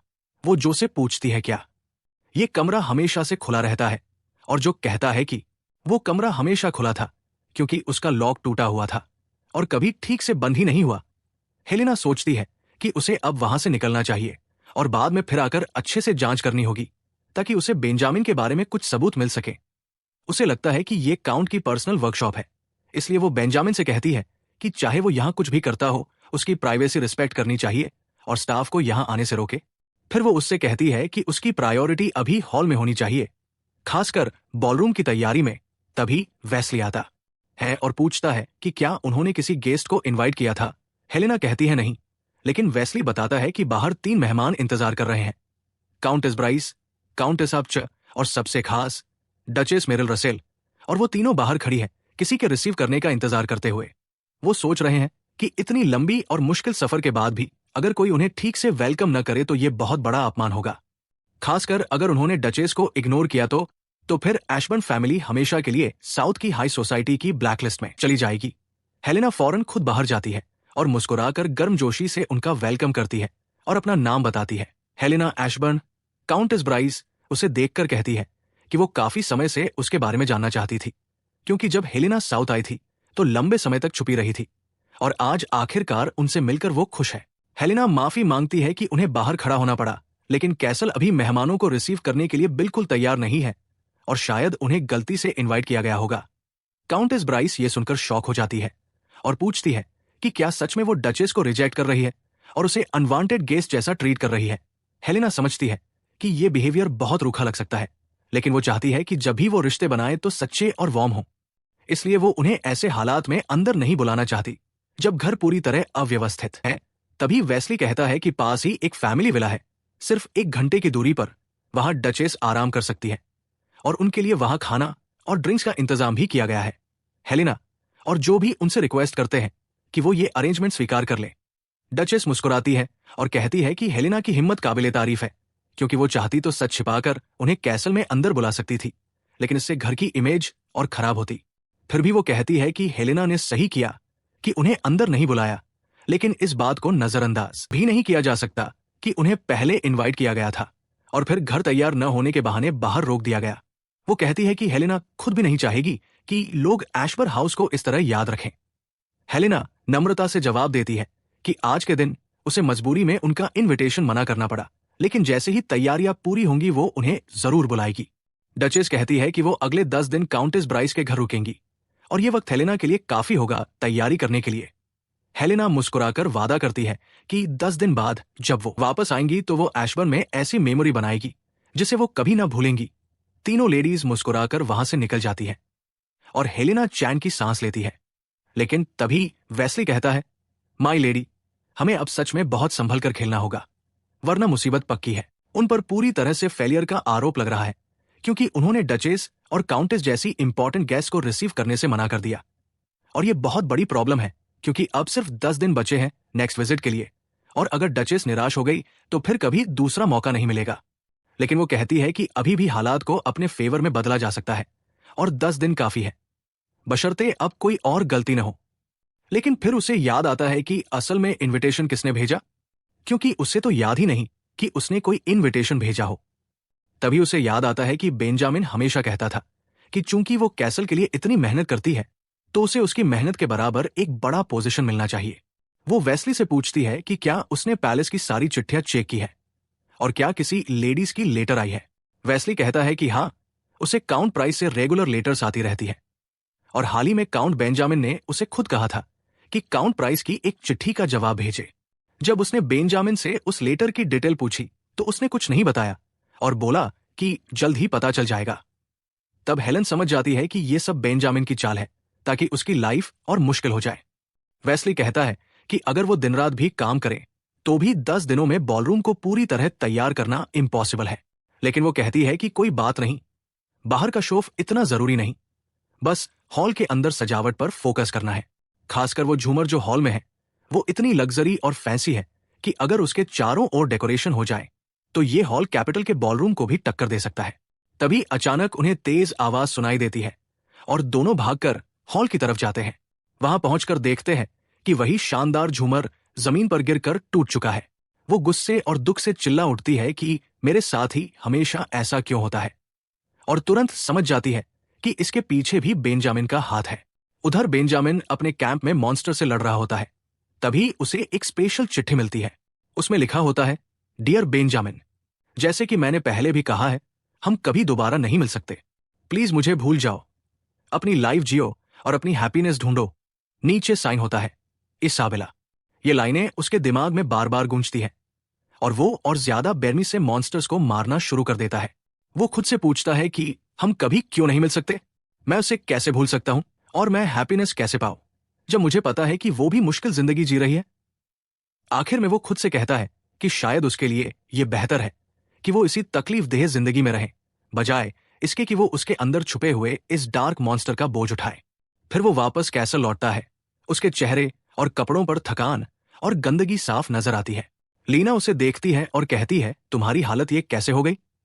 वो बहुत ही ठंडे अंदाज में कहता है, ये तुम्हारा मामला नहीं है, तुम्हें मेरी फिक्र करने की जरूरत नहीं। लेकिन लीना उसे रोकती है और कहती है कि सिर्फ एक दिन के लिए मैं बाहर गई थी और इस कैसल को एक ऐसी जगह बनाने की कोशिश की जहां लोग रहना चाहें, लेकिन बदले में तुमने मेरी मेहनत बर्बाद कर दी। ये कैसल पूरी तरह अस्त व्यस्त है। तुम्हें जरा भी एहसास है उन लोगों की मेहनत का जो तुम्हारे लिए काम करते हैं? बेंजामिन सफाई देता है कि उसने बस कुछ सिंपल जवाब भेजे थे लेटर्स में, लेकिन नोबल्स हमेशा बात का बतंगड़ बना देते हैं। वो सॉरी भी कहता है। लीना हैरान रह जाती है कि इतना बड़ा मुद्दा और बस एक सिंपल सॉरी। वो कहती है कि ये सब किसी सॉरी से सॉल्व नहीं हो सकता। तुमने मुझे खतरे में डाल दिया और पूरी एशबर्न फैमिली को भी। गुस्से में वो कहती है, मुझे तुमसे नफरत है और अब से तुम्हें अपनी हद में रहना होगा। बेंजामिन बस कहता है, अगर तुम्हारा ड्रामा खत्म हो गया है तो मैं जा रहा हूं, और फिर कैसल के अंदर गए बिना वहां से निकल जाता है। वो उससे पूछती है कि अब कहाँ जा रहा है, तो बेंजामिन बस इतना कहता है कि उसे कुछ चीजें याद आ गई है और अब वो उन्हें पूरा करने जा रहा है। लेकिन तभी अंधेरा होने लगता है और वो उसे आवाज देकर रोकती है। वो मासूम सा चेहरा बनाकर पीछे मुड़कर देखता है, जैसे सारा कसूर उसी का हो, और ये देखकर उसे गुस्सा भी आता है और थोड़ी बेबसी भी। बाद में जब वो डिनर पर बैठती है तो दिमाग फिर से बेंजामिन की तरफ चला जाता है। पिछले कुछ दिनों से वो उससे जानबूझकर बच रहा है। उसे लगता है शायद ये इसलिए कि उस दिन उसने गुस्से में कह दिया था कि मैं तुमसे नफरत करती हूं। अब तो उसका पैटर्न बन गया है। सुबह बहस और झगड़ा करेगा, फिर थोड़ी देर बाद आंखों में आंसू ले आएगा और मासूम बनने लगेगा। लेकिन वो खुद को समझाती है कि इससे उसे कोई फर्क नहीं पड़ता। उसका असली फोकस है उस सीक्रेट ग्रुप के बारे में जानकारी निकालना जिससे बेंजामिन जुड़ा हुआ है, और फिर सीधा एम्प्रेस को रिपोर्ट करना। इनाम मिलते ही वो बेंजामिन से हमेशा के लिए पीछा छुड़ा लेगी। अब सवाल है सबूत कैसे जुटाए जाए, और उसे सबसे शक है बेंजामिन की उस वर्कशॉप पर जहां उसने मॉन्स्टर की मूर्तियां बनाई हुई है। भले ही वो वहां दोबारा जाना नहीं चाहती, पर मजबूरी है। तभी वेस्ली उससे पूछता है, क्या तुम्हें पंपकिन पसंद है? वो हंसकर कहती है, हाँ, बहुत। वेस्ली बताता है कि इस बार पंपकिन की फसल बहुत अच्छी हुई है। गांव वालों से इतना खरीद लिया है कि ढेरों पंपकिन डिशेस बन सकती है। उसे अचानक याद आता है कि पंपकिन सीजन में एक खास फेस्टिवल मनाया जाता था, तो क्यों न इसे ही आइडिया बनाया जाए, और उसी से वो डचेस और सारी नोबल लेडीज को इंप्रेस कर सकती है। आखिरकार उसका सॉल्यूशन मिल ही जाता है, पंपकिन फेस्टिवल। उधर काउंटेस प्राइस, काउंटेस अबैच और ड्यूक रसेल इस बार पूरे शान शौकत से तैयार होते हैं। महंगी ड्रेसेस, गहने सब पहनकर वो कैसल की तरफ निकल पड़ते हैं और आपस में ठान लेते हैं कि इस बार तो एंजॉय करेंगे, चाहे कुछ भी हो। काउंटेस प्राइस कहती है कि अगर इस बार भी हमें रिजेक्ट किया गया तो मामला बहुत बिगड़ जाएगा। रास्ते में उन्हें कैसल तक जाने वाला रोड बिल्कुल टूटा फूटा और अनदेखा लगता है। वो ये भी सुनते हैं कि आसपास की दूसरी नोबल फैमिलीज को भी इनवाइट किया गया है। सब सोच रहे होते हैं कि लीना के लिए नामुमकिन है इस कैसल को सिर्फ 10 दिनों में एक शानदार बॉलरूम में बदल देना। लेकिन एंट्रेंस पर उन्हें सबसे पहले मिलते हैं एशबर्न कैसल के छोटे छोटे बच्चे। वो सब उनका वेलकम करते हैं और उन्हें मॉन्स्टर बैनिशमेंट केक गिफ्ट में देते हैं। वहां पंपकिन लालटेन और स्पाइडर वेब डेकोरेशन देखकर सब चौंक जाते हैं और कहते हैं, ये क्या लीना ने हमारे लिए हैलोवीन जैसी कोई पार्टी रखी है? काउंटेसा बैच कहती है कि उसने सुना था नॉर्थ की डचेस ने भी 2 साल पहले ऐसा ही फेस्टिवल ऑर्गेनाइज किया था और वो बहुत हिट हुआ था। फिर वो उत्साहित होकर कहती है कि वाह, मेरी लाइफ में पहली बार मैं ऐसा कुछ अटेंड कर रही हूं। तभी एंट्री करती है लीना, बहुत ही एलिगेंट आउटफिट पहनकर। सबकी नजरें उसी पर टिक जाती है। काउंटेसा बैच खुश होकर कहती है कि अब वो समझ गई कि ये सब मेहनत क्यों की गई, ये वाकई में वर्थ था। लीना उन्हें बताती है कि ये नाइट ऑफ मॉन्स्टर्स एक बहुत पुरानी ट्रेडिशन है, जब लोगों का मानना था कि जैसे ही सूरज की ताकत कम होती है तो अंडरवर्ल्ड के मॉन्स्टर्स ऊपर धरती पर आ जाते हैं और इंसानों को नुकसान पहुंचाते हैं। उस डर से लोगों ने पंपकिन लैंटर्न बनाना शुरू किया ताकि अंधेरे को रोशन कर सकें। उन्होंने मॉन्स्टर शेप कुकीज और ब्रेड बनाई ताकि उन क्रिएचर्स को खुश कर सकें और उनसे बच सकें। धीरे धीरे ये एक कल्चर बन गया और हर जनरेशन इसे आगे बढ़ाती रही। वो कहती है कि उसे लगा कि ये कैसल इस फेस्टिवल के लिए बेस्ट जगह है, इसलिए उसने इसे यहां ऑर्गेनाइज किया। जब वो उन्हें हॉल के अंदर ले जाती है तो सब वाकई में इंप्रेस हो जाते हैं। काउंटेसा बैच उस टूटी हुई झूमर की तरफ इशारा करके मजाक में पूछती है कि क्या तुमने जानबूझकर झूमर गिराया ताकि डेकोरेशन फिट बैठे? लीना हंसकर कहती है कि नहीं, बस रस्सी की बकल टूट गई थी। लेकिन वहां मौजूद बहुत से गेस्ट बोल उठते हैं कि अरे, ये तो और भी अच्छा लग रहा है, माहौल के हिसाब से परफेक्ट। काउंटेसा बैच खाने की टेबल देखकर और भी चौंक जाती है। इतनी बड़ी दावत उसने कभी नहीं देखी। वो तारीफों पर तारीफ कर देती है तो लीना झेम कर कहती है कि ये सब तो बस डेकोरेशन है, मुझे थोड़ा शर्म आ रहा है। फिर वो बताती है कि असल में एशबर्न गांव के लोगों ने मदद की, तभी इतनी जल्दी सब तैयार हो पाया। ये सुनकर काउंटेस प्राइस को गुस्सा आ जाता है। वो ताना मारते हुए कहती है, ओह, कमाल है, काउंटेस एशबर्न तो इतनी ग्रेट है कि सब गांव वालों को काम पर लगा लिया। सच में बहुत ही इमोशन है, मैं तो रो ही दूं। फिर वो कटाक्ष करते हुए जोड़ती है, लेकिन झूमर का टूटना तो वाकई शर्म की बात है, इसमें गर्व करने जैसा कुछ नहीं। ये सुनकर लीना का चेहरा सच में शर्म से लाल हो जाता है। लीना काउंटेस प्राइस के सामने झुककर उसके हाथ पकड़ लेती है और बड़ी विनम्रता से कहती है, ये मेरी साउथ सोसाइटी में पहली बार एंट्री है, प्लीज मुझे गाइड करना, मुझे तुम्हारी सलाह और सपोर्ट हमेशा चाहिए। फिर वो सारे गेस्ट को अंदर इनवाइट करती है और बताती है कि अंदर उनके लिए नाइट ऑफ मॉन्स्टर्स से जुड़ा खास खाना तैयार है। तभी उसकी नजर डचेस रसल पर पड़ती है और मुस्कुराकर कहती है, आपसे फिर से मिलकर सच में खुशी हुई। डचेस भी उतनी ही शालीनता से जवाब देती है, लेकिन हल्का सा तंज कसते हुए कहती है, तुम्हें इतनी परेशानी हो गई कि तुम्हें गांव वालों की मदद लेनी पड़ी। अगली बार थोड़ी सावधानी रखना। लीना मुस्कुराकर सिर झुका देती है, लेकिन तभी काउंटेस प्राइस तेज आवाज में पूछती है, और काउंट एशबर्न कहाँ है? अरे, अभी अभी शादी हुई है और हस्बैंड ही गायब है। कहीं तुम दोनों में झगड़ा तो नहीं हो गया? या फिर तुम्हें एक दूसरे से इतनी नफरत है कि साथ खड़े होना भी गवारा नहीं? माहौल अचानक अजीब हो जाता है। जो तुरंत बाहर भागता है ताकि बेंजामिन को ले आए, और लीना के चेहरे पर साफ झलकता है कि वो कितनी परेशान है। उसे पता है कि अगर उसने बुलाया भी तो बेंजामिन की जिद के आगे कुछ नहीं होगा। काउंटेस प्राइस बार बार वही सवाल दोहराती है और लीना को पब्लिक में शर्मिंदा करने पर तुल जाती है। डचेस बीच में बात बदलने की कोशिश करती है और कहती है, कृपया इस मुद्दे को यहीं छोड़ दें। लेकिन काउंटेस प्राइस रुकती नहीं और कहती है, शादी बिना प्यार की हो सकती है, लेकिन शादी बिना वफादारी के तो घर की इज्जत का सवाल है। यह सुनकर लीना का खून खौल जाता है। तभी अनाउंसमेंट होता है कि काउंट एशबर्न यानी बेंजामिन हॉल में पहुंच गए हैं। लीना के चेहरे पर राहत झलकती है।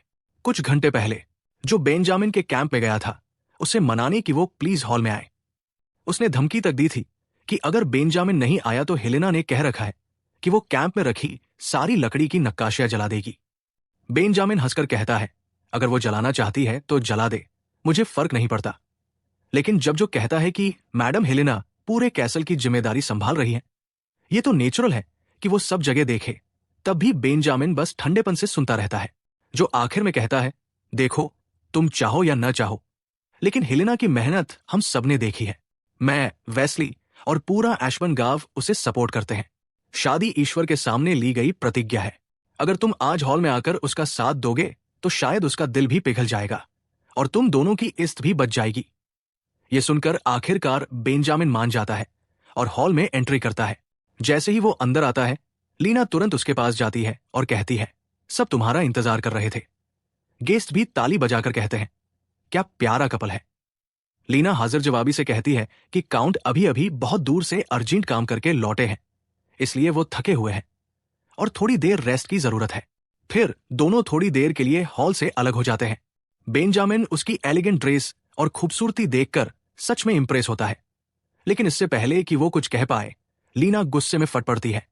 तुम्हें पार्टी में लेट आने की आदत क्यों है? मुझे पता है तुम मुझे पसंद नहीं करते और कैसल का जिम्मा मैंने लिया है, इससे भी तुम्हें परेशानी है, लेकिन ये सब अलग बात है। आज तुमने मुझे पब्लिक में शर्मिंदा कर दिया।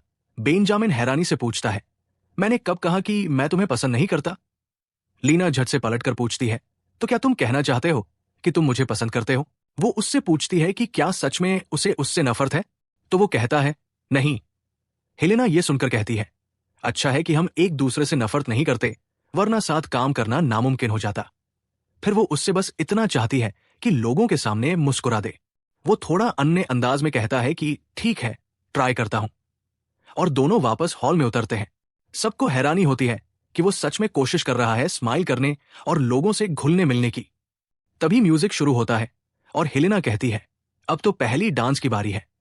वो उसे बुलाती है और प्यार से कहती है, आइए मेरे अजीज। फिर थोड़ा मजाक में कहती है, अब तुम्हारी बारी है मुझे अजीजा कहने की। दोनों डांस शुरू करते हैं, लेकिन थोड़ा थोड़ा एक दूसरे को चिढ़ाने लगते हैं। बेंजामिन जानबूझकर दिखाता है कि उसे डांस करना नहीं आता, और हेलेना गुस्से में उसके पैर पर कदम रख देती है। दोनों के बीच नोकझोंक चालू रहती है, मगर अचानक उन्हें एहसास होता है कि सबकी नजरें उन पर है।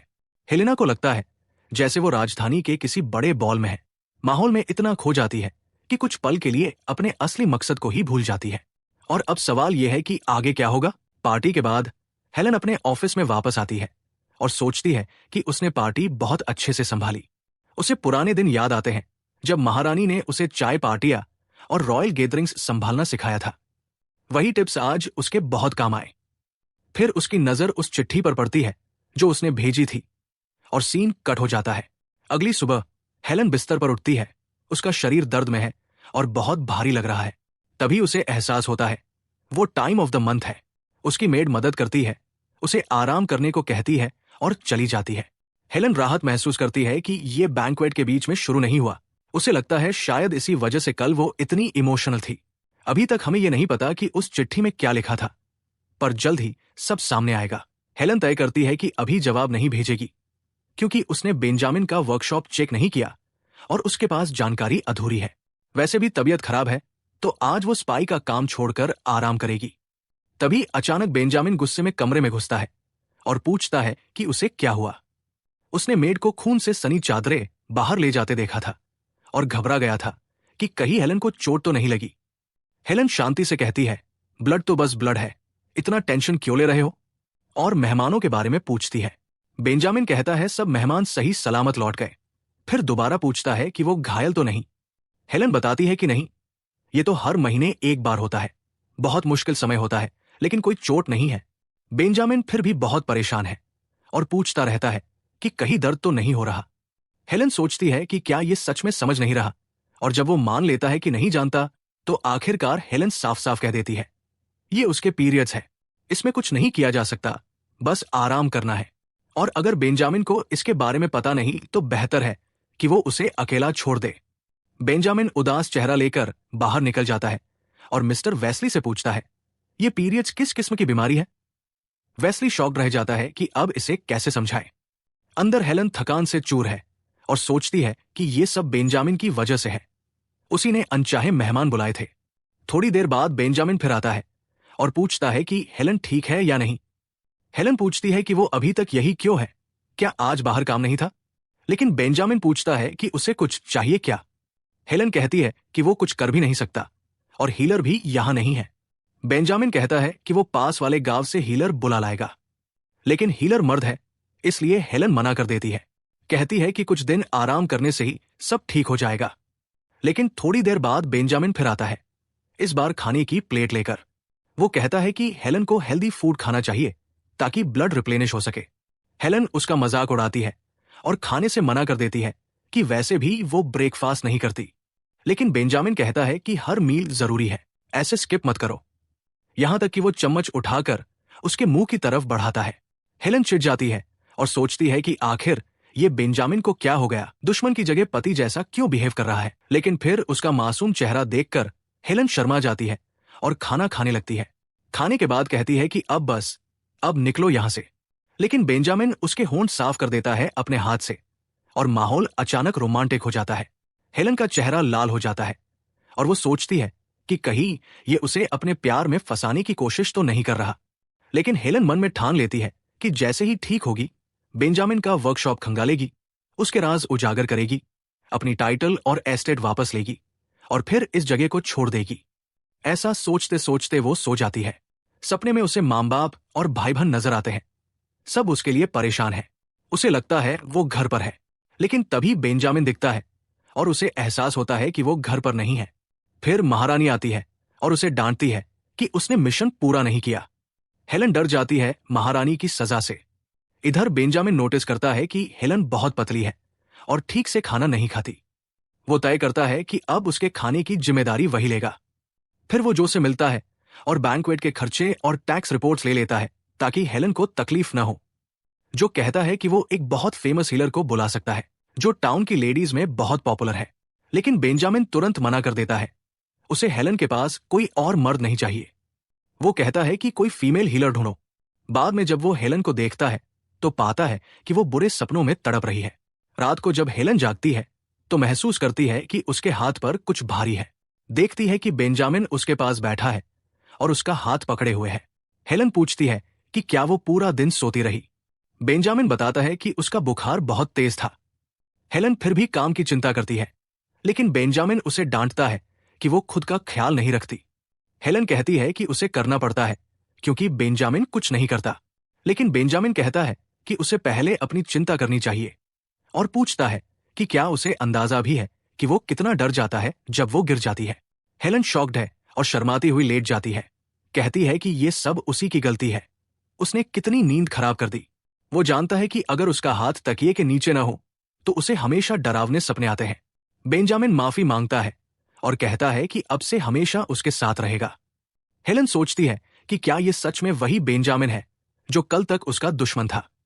अगली सुबह हेलन ताजगी से उठती है, अच्छे से सोई होने के कारण। बेंजामिन आता है और उसे एक फूल देता है। कहता है कि उसने खुद तोड़ा है। लेकिन मजेदार बात यह है कि वो फूल जहरीला होता है, जिसे डेथ लिली कहते हैं। जब हेलन बताती है तो बेंजामिन मानता ही नहीं। उसे लगता है हर लाल फूल गुलाबी होता है। हेलन हैरान है कि उसका पति रोज और जहरीले फूल में फर्क भी नहीं कर पाता। तभी कहानी हमें इस दुनिया का इतिहास दिखाती है। बहुत साल पहले मैजिस और आर्केन ने दुनिया पर राज किया, जादू से खुशहाली फैलाई। लेकिन मना का ज्यादा इस्तेमाल करते करते उन्होंने अंडरवर्ल्ड का दरवाजा तोड़ दिया और मॉन्स्टर्स बाहर आ गए। तब देवता के नेतृत्व में हीरो आए और दरवाजा सील कर दिया। आर्केन को उनके पापों की वजह से निकाल दिया गया और मैजिक का युग खत्म हो गया। अब मॉन्स्टर का मतलब है खतरनाक जादुई जीव। मॉन्स्टर का जंगल कार्डिया एम्पायर के उत्तर और दक्षिण को बांटता है। हेलन सोचती है कि अगर बेंजामिन के कमरे में इन सब के टुकड़े भी मिले तो बहुत बड़ा क्लू हो सकता है। लेकिन वो डरती है क्योंकि राजधानी में उसने कभी मॉन्स्टर नहीं देखे थे। यहां आकर तो लगता है रोज मॉन्स्टर से घिरी है। तभी उसकी आवाज आती है, हेलन। बेंजामिन वही कमरे में खड़ा है। हेलन नर्वस होकर कहती है कि वो उसे ढूंढ रही थी। बेंजामिन शर्मा जाता है। हेलन जानती है कि वो सबूत ढूंढने आई थी, लेकिन सच कहे तो इस डरावने कमरे में अकेले सर्च करने का उसका मन नहीं था। तो फिलहाल ये ठीक है। बेंजामिन पूछता है कि वो उसे क्यों ढूंढ रही थी। हेलन कहती है कि वो बस उसके शौक जानना चाहती थी। ये सुनकर बेंजामिन उसके करीब आ जाता है। माहौल रोमांटिक होने लगता है, लेकिन तभी वो सीन खराब कर देता है और हेलन को डरावने मॉन्स्टर के स्टैचू दिखाने लगता है। कहता है ये बहुत क्यूट है। हेलन सोचती है, क्यूट कहां से? बेंजामिन उसे और दिखाता है और कहता है कि वो आराम से देख सकती है, कुछ भी पूछ सकती है। हेलन नोटिस करती है कि बेंजामिन बहुत खुश लग रहा है। तभी उसकी नजर एक और स्टैचू पर जाती है, एक औरत की। बेंजामिन फौरन उसे छुपा लेता है। हेलन चिढ़कर पूछती है कि क्या ये उसकी फर्स्ट लव है। उसका रिएक्शन और भी शक पैदा कर देता है। हेलन सोचती है कि ये शादी पॉलिटिकल है, लेकिन फिर भी पत्नी होने के नाते उसे उसका टाइप जानना चाहिए। बेंजामिन मना करता है, लेकिन हेलन स्टैचू छीन लेती है। दोनों बहुत करीब आ जाते हैं। बेंजामिन फौरन स्टैचू वापस लेकर ऊपर रख देता है ताकि हेलन न छू सके और कहता है कि अब डिनर करते हैं।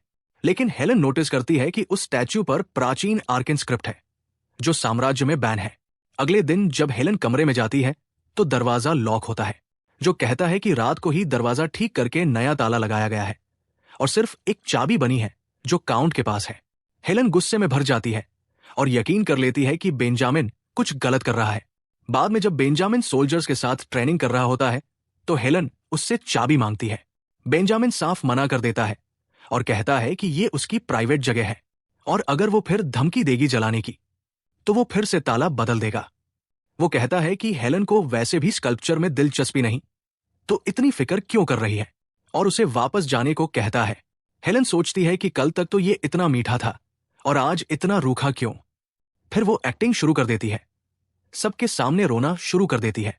कहती है कि अगर वो उस औरत का स्टैच्यू इतना छुपाना चाहता है तो ठीक है, वो इज्जत करेगी, लेकिन उम्मीद करती है कि बस पुराना अटैचमेंट हो और कुछ नहीं। फिर वो रोती हुई वहां से भाग जाती है। सारे सैनिक पीछे से कानाफूसी करने लगते हैं और बेंजामिन को औरतबाज बोलने लगते हैं। गुस्से में बेंजामिन सबको ऑर्डर करता है कि मॉन्स्टर से लड़ाई की तैयारी करो। एरियन उसे छेड़ता है कि शायद हेलन उस स्टैच्यू से जल रही है जो बेंजामिन हमेशा संभाल कर रखता है। बेंजामिन मना करता है, लेकिन एरियन कहता है कि उसकी इंस्टिंक्ट्स कुछ और कहती है। बेंजामिन भड़क जाता है और कहता है कि बकवास मत करो। तभी सीन कट होता है। हेलन बेंजामिन के प्राइवेट रूम के सामने खड़ी है, हाथ में बड़ा हथौड़ा लिए, गुस्सा निकालने को तैयार। बेंजामिन का रूम का दरवाजा लगभग हथौड़े से तोड़ ही देने वाली थी हेलन। तभी अचानक आरो आकर उसे रोक लेता है। हेलन हैरान होकर पूछती है, तुम हंट पर क्यों नहीं गए? कहीं बेंजामिन ने तुम्हें मेरी जासूसी करने के लिए तो नहीं छोड़ दिया? आरो शांति से कहता है, पहले ये हथौड़ा नीचे रखो, फिर बात करते हैं। हेलन मना करती है और कहती है, नहीं, पहले मुझे हथौड़ा वापस दो। तभी आरो एक बड़ा सच बताता है, वो स्टैचू वैसा नहीं है जैसा तुम सोच रही हो। वो बेंजामिन के लिए एक टैलिस्मान है। हेलन चौंक कर पूछती है, मतलब? आरो समझाता है, बेंजामिन जिस नजर से उस स्टैचू को देखता है वो वैसी नजर नहीं है जैसी कोई आदमी अपनी लवर को देखे, बल्कि वैसे ही जैसे मैं अपनी बहन को देखता हूं। और अगर सच में उसकी फर्स्ट लव होती भी तो मुझे पता होता। मैं बेंजामिन के साथ 10 साल से ज्यादा हूं और इस पूरे समय में उसने कभी उस स्टैचू वाली लड़की से मुलाकात तक नहीं की। हेलन थोड़ा रुकती है, फिर झिझकते हुए पूछती है, तो क्या तुम सच में सोचते हो कि मैं जेलस हूं? आरो फौरन जवाब देता है, ऑफ कोर्स तुम जेलस हो। जितना तुम गुस्सा होती हो उतना साफ दिखता है कि तुम जेलस हो। हेलन इनकार करने की कोशिश करती है, लेकिन आरो तो आरो है, चुप ही नहीं होता। वो कहता है, एक्चुअली ये सुनकर मुझे अच्छा लगता है। इससे साबित होता है कि तुम दोनों सच में कपल हो और बहुत करीब हो। गुस्से से लाल हेलेन चिल्लाती है, ऐसा बिल्कुल भी नहीं है। अगले सीन में हम देखते हैं कि हेलेन अपने ऑफिस में बैठी गुस्से से भरी हुई है, सोच रही है, लोगों को कैसे लग सकता है कि मैं जल रही हूं?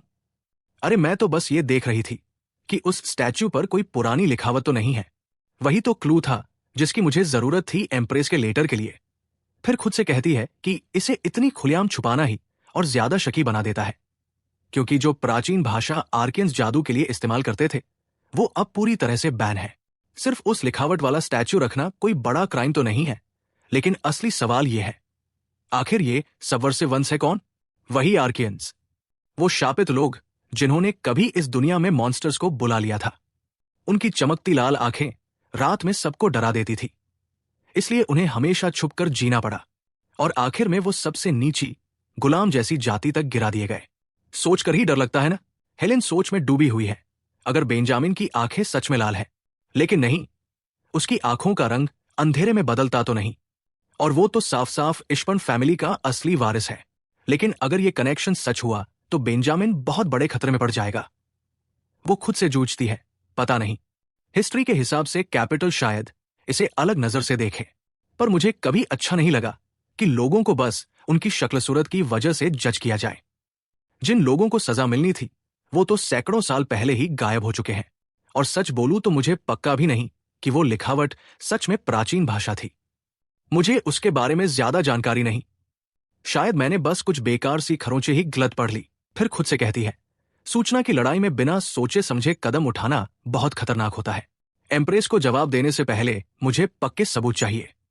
हाँ, यही सबसे जरूरी है। ठीक है, तो अब मुझे अपनी स्ट्रैटेजी बदलनी पड़ेगी। सीन बदलता है। हेलेन बड़ी गर्मजोशी से कहती है, बेंजामिन, आज तुमने बहुत मेहनत की होगी। सब नॉर्मल था ना? कुछ अजीब तो नहीं हुआ? बेंजामिन उसे थोड़ा शक की नजर से देखता है और पूछता है, ये सब क्या है? हेलेन हंसते हुए मजाक में बोलती है, अरे इसमें अजीब क्या है? बीवी अगर अपने हस्बैंड का वेलकम करे तो। लेकिन अंदर ही अंदर वो सोचती है, और क्या, उस दिन जब तुमने मुझे अपना वर्कशॉप दिखाया था वही स्टैच्यू सामने आया था। अगर मैं ऐसे ही धीरे धीरे बात घुमाती रहूं तो शायद मुझे बड़ा क्लू मिल जाए। बस तुम्हारे और करीब आने की कोशिश कर रही हूं। बेंजामिन हल्के से कंधे उचकाकर कहता है, हर दिन एक जैसा ही होता है। साइट सर्वे करना, मॉन्स्टर्स का शिकार करना, इसमें कोई खास मुश्किल नहीं। हेलेन ताली बजाकर खुशी से बोलती है, वाह, जैसा कि उम्मीद थी, तुम तो कार्डिया एम्पायर के ग्रेटेस्ट स्वॉर्ड्समैन हो। बेंजामिन शर्माते हुए कहता है, इतना भी नहीं। हेलेन अंदर ही अंदर मुस्कुराती है, ओह, अच्छा रिएक्शन है, क्या मुझे थोड़ा और पुश करना चाहिए? तभी उसकी नजर बेंजामिन के हाथों पर जाती है और वो चौंक कर कहती है, हे भगवान, तुम्हारे हाथों को क्या हुआ? ये तो फटे हुए हैं। अगर पानी छू जाए तो दर्द नहीं होता क्या? वो धीरे से उसका हाथ पकड़कर उसमें पड़ी दरारें दिखाती है और नरमी से बोलती है, इतने खूबसूरत हाथ। बेंजामिन का चेहरा और भी ज्यादा लाल हो जाता है जब हेलेन उसे खींचकर बेड पर बैठा लेती है। फिर वो क्रीम और सेंटेडॉल निकालती है और कहती है, जब मैं यहां आई थी तो ये सब साथ लाई थी, बस लगाओ और आराम मिलेगा।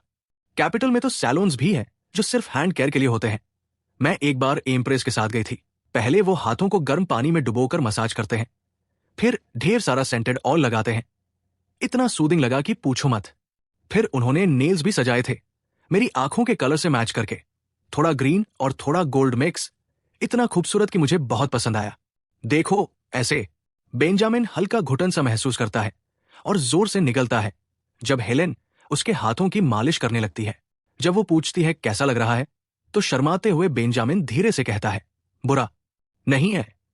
हेलेन खुशी से मुस्कुरा उठती है, लेकिन अचानक ठिठक जाती है और सोचती है, मैं ये सब कर क्या रही हूं? इतना आगे बढ़ने की तो कोई जरूरत नहीं थी।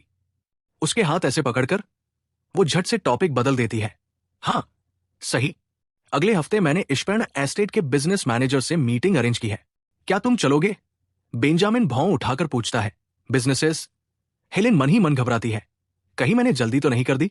पहले थोड़ी और सॉफ्ट करनी चाहिए थी उसे। लेकिन उसके हैरानी की हद नहीं रहती जब बेंजामिन सीधा बोलता है कि वो टाइम निकाल लेगा। हेलेन स्टन रह जाती है, ये क्या हो रहा है? मैंने तो सोचा था कि वो एस्टेट से जुड़ी हर चीज को नजरअंदाज करेगा। लेकिन उस दिन के बाद से, चाहे जितनी देर हो, बेंजामिन हमेशा घर लौट आता है। उस रात जब वो दोनों बेड पर बैठे थे, बेंजामिन हल्की सी आवाज में पूछता है, सोना नहीं चाहती तुम?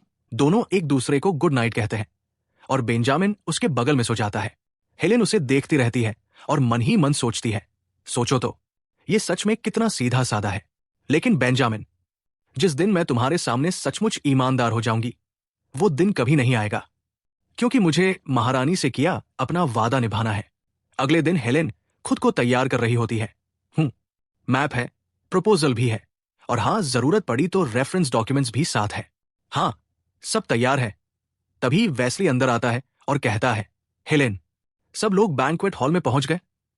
हेलेन सिर हिलाकर कहती है, हाँ, जिन जिन बिजनेस वालों को बुलाया था सब मौजूद है, और काउंट पहले से ही डाइनिंग रूम के सामने इंतजार कर रहे हैं। ये सुनकर हेलेन थोड़ी चौंक जाती है। बेंजामिन, ये तो उम्मीद ही नहीं थी कि वो इतना कोऑपरेट करेगा। वेस्ली थोड़ा टेंशन में जवाब देता है, बस यही चाहता हूं कि सब सही से हो जाए। उम्मीद है सब अच्छे से खत्म हो। हेलेन अपने यूजुअल कॉन्फिडेंस में मुस्कुराकर कहती है, अरे इसमें टेंशन की क्या बात है, जब मैं हूं तो बस देखना, मैं जीत कर ही लौटूंगी। अंदर बड़े बड़े नोबल्स की मीटिंग शुरू होती है। उनमें से एक गुस्से में पूछता है, तो अब बताइए, हमें ऐसे अचानक बुलाने की क्या वजह थी? अगर ये पहले जैसा ही कोई ड्रामा है तो मैं तुरंत निकल जाऊंगा। तभी वोगल बोजेल ट्रेडिंग कंपनी का हेड मर्चेंट आगे बढ़कर शिकायत करता है, हाउस ऑफ इश्पन ने हमारे साथ एकतरफा तरीके से निवेश तोड़ दिया और पूरे 5 साल से कोई सफाई तक नहीं दी। अगर रिश्ता टूटा है तो उसकी वजह काउंट की नाकामी है, और उससे भी बढ़कर वो आंखें, वो अजीब सी ऑमिनस एनर्जी, बिल्कुल वैसे ही जैसे आर के। तभी कोई बीच में बोल पड़ता है, मिस्टर वोगल, जरा जुबान संभालिए। एक और नोबल तुरंत जोड़ता है, मिस्टर मकेना सही कह रहे हैं, किसी भी हाल में हम मर्चेंट्स और नोबल हाउसेस का रिश्ता तो सिम्बियोटिक है। अगर काउंट दोबारा शुरू करना चाहता है तो हमारा फर्ज है कि हम उसका साथ दें। लेकिन असली सवाल यह है, 5 साल बाद अचानक किसी के लौट आने से आखिर बदला क्या है? मैं तो आज सिर्फ और सिर्फ एक सही माफी की उम्मीद करता हूं, उससे कम कुछ नहीं। बेंजामिन और हेलेन साथ में आगे बढ़ते हैं और कहते हैं, आप सबका शुक्रिया कि इतनी मुश्किलों के बावजूद आज यहां आए। नोबल्स बड़े अदब से जवाब देते हैं, नहीं नहीं, ऐसा बिल्कुल मत कहिए, असली इज्जत तो हमारी है कि हमें यहां बुलाया गया। Count, countess. हेलेन मुस्कुराकर सबको इशारा करती है, चलिए पहले बैठते हैं। असल में आज हमने आपको यहां बुलाया है काउंट के घराने की तरफ से एक औपचारिक माफी मांगने के लिए। जो कुछ भी हुआ उसके लिए मुझे अफसोस है और दिल से शुक्रगुजार हूं कि नुकसान के बावजूद आप सब यहां आए। तभी एक नोबल तुरंत बोल पड़ता है, नहीं लेडी, आपको किसी भी तरह की माफी मांगने की जरूरत नहीं है। मुझे पूरा यकीन है कि काउंट का घराना भी अपनी परेशानियों से गुजरा होगा। बिजनेस हमेशा उम्मीदों के मुताबिक नहीं चलता। हेलेन थोड़ी राहत की सांस लेती है और नर्म लहजे में कहती है, यह सुनकर दिल का बोझ हल्का हो गया, शुक्रिया। लेकिन तभी एक और नोबल तेजी से बीच में बोलता है, असल मुद्दे पर जाने से पहले मुझे एक बात साफ करनी है। कुछ साल पहले हमने जितने भी प्रतिनिधि भेजे सबको लौटा दिया गया। अब अचानक सोचना क्यों बदला? इतने सालों बाद हमें यहां बुलाने की वजह क्या है? हेलेन हैरान होकर बेंजामिन की तरफ देखती है और शक भरे लहजे में पूछती है, क्या यह सच है? वो लोग मिलने आए थे और हमने दरवाजा उनके मुंह पर बंद कर दिया? बेंजामिन धीरे से मानता है, मैं किसी से मिलना ही नहीं चाहता था। हेलेन मन ही मन गुस्से में सोचती है, तो मतलब तुमने जानबूझकर माफी मांगने लायक हालात बना दिए, है ना? तभी एक नोबल आगे आकर कहता है, उस पल से हमने मान लिया था कि हमारा रिश्ता काउंट के घराने से पूरी तरह टूट चुका है। कुछ तो आपकी इन्वेस्टमेंट खोने की वजह से लगभग बर्बाद हो गए, लेकिन उन्होंने सिर्फ अपनी ताकत पर टिके रहे। और फिर हमारी नजर से तो ऐसा लगा जैसे अचानक काउंटशिप किसी और के हाथ में चली गई। हमें न ये बताया गया कि कैसे और न क्यों। अगर आप हमसे बिजनेस फिर से जोड़ना चाहते हैं तो पहले हमें कोई ठोस वजह देनी होगी आप पर भरोसा करने की। बेंजामिन मजबूती से जवाब देता है, हाँ, ये सच है। मैं एस्टेट में सिर्फ इसलिए रुका क्योंकि मैं इकलौता खून का वारिस हूं। लेकिन जैसे मैंने उस वक्त कहा था, मैं यहां इसलिए नहीं रुका क्योंकि मैं रुकना चाहता था। एक और नोबल तुरंत पलटवार करता है, तो मतलब कुछ भी नहीं बदला? आज भी आप सीधा इस सब का सामना करने का इरादा नहीं रखते, है ना? बेंजामिन तीखे अंदाज में जवाब देता है, क्या आप ही वो नहीं थे जो मेरी आंखों में देखकर खड़े भी नहीं हो पाते थे? अगर मुझ पर भरोसा करना इतना मुश्किल है तो इस बार अपनी भरोसा हेलेना इश्पर्न, मेरी पत्नी पर रखिए। लेकिन नोबल्स फिर दबाव डालते हैं, लेकिन काउंट, हमने तो बिना इश्पर्न परिवार के भी बिल्कुल ठीक से मैनेज कर लिया। अगर आप सच में दोबारा जुड़ना चाहते हैं तो आपके घराने को भी हमें कुछ ठोस दिखाना होगा। तभी हेलेन आत्मविश्वास से आगे बढ़ती है और कहती है, बिल्कुल, मैं खाली हाथ यहां नहीं आई हूं। और बरवुड के सभी व्यापारियों के लिए जो मैं अब कहने वाली हूं वो बेहद दिलचस्प होगा। मैं बरवुड में एक सेंट्रल सिटी बनाने की योजना रखती हूं। नवाब लोग हैरानी से बोल पड़ते हैं। मतलब आप कहना चाहते हो कि आप कैपिटल के पास डुरस जैसा या फिर रसेल डची के लैरिंग्स जैसा नया शहर बनाना चाहते हो? हेलेन साफ साफ समझाती है। लेकिन डुरस को कैपिटल के पास होने का फायदा मिला है और लैरिंग्स के पास साउथ के कुछ दुर्लभ गेट्स हैं, लेकिन बरवुड के पास दोनों चीजें नहीं है। तो आप कैसे सोच रहे हो इसे एक सेंट्रल हब बनाने का? हाँ, गेट नहीं है, लेकिन क्या यहां मर्सनरी और मर्चेंट्स का रोड नहीं है? हाँ, वही लीकाज रोड जो पूरे साउथ के ईस्ट और वेस्ट को जोड़ती है। ये सुनते ही नवाब लोग उत्साह से भर जाते हैं। अगर ये लुकाज रोड है तो आप गोहा की बात कर रहे हो। बिल्कुल सही। गेट्स तो वैसे भी लिमिटेड ही होते हैं, लेकिन सिटी ग्रोथ के लिए ये रोड बहुत बड़ा पोटेंशियल रखती है। ये साउथ का सबसे बड़ा शहर बन सकता है। हेलेन मुस्कुराकर आत्मविश्वास से जवाब देती है, बिल्कुल। फिर हेलेन मजबूती से खड़ी होकर ऐलान करती है, हम गोका को बरवुड का दिल बनाएंगे और धीरे धीरे साउथ का सबसे बड़ा मेट्रोपोलिस। सीन बदलता है और हम देखते हैं बेंजामिन, हेलेन और वास्ले साथ बैठे बातें कर रहे हैं। वास्ले हंसते हुए कहता है, जैसा सोचा था। मर्चेंट्स का नाम आते ही पैसे सुनकर सबके कान खड़े हो गए, लेकिन जो लोग टिके रहे उनमें शायद थोड़ी सी कॉन्शियसनेस बची है। मुझे तो पहले से लग रहा था ये प्लान काम करेगा।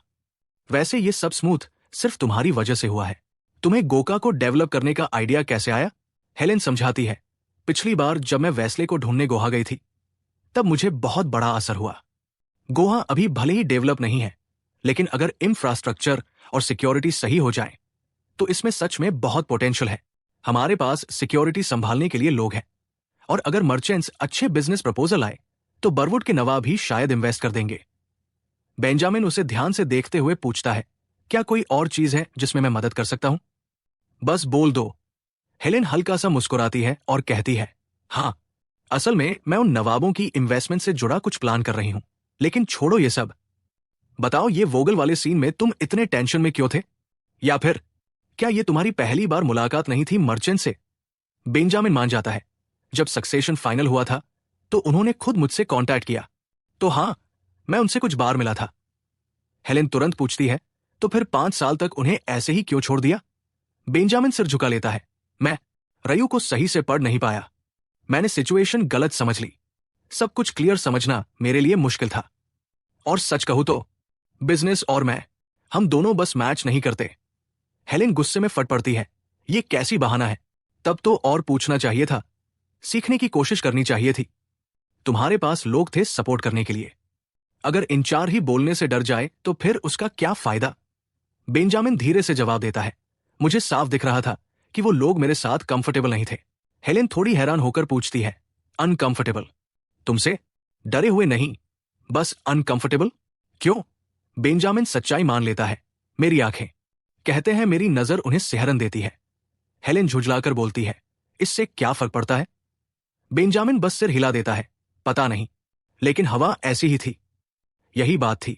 इसके बाद बेंजामिन उठकर कहता है, खैर, मुझे कल सुबह जल्दी निकलना है तो मैं अब आराम करूंगा।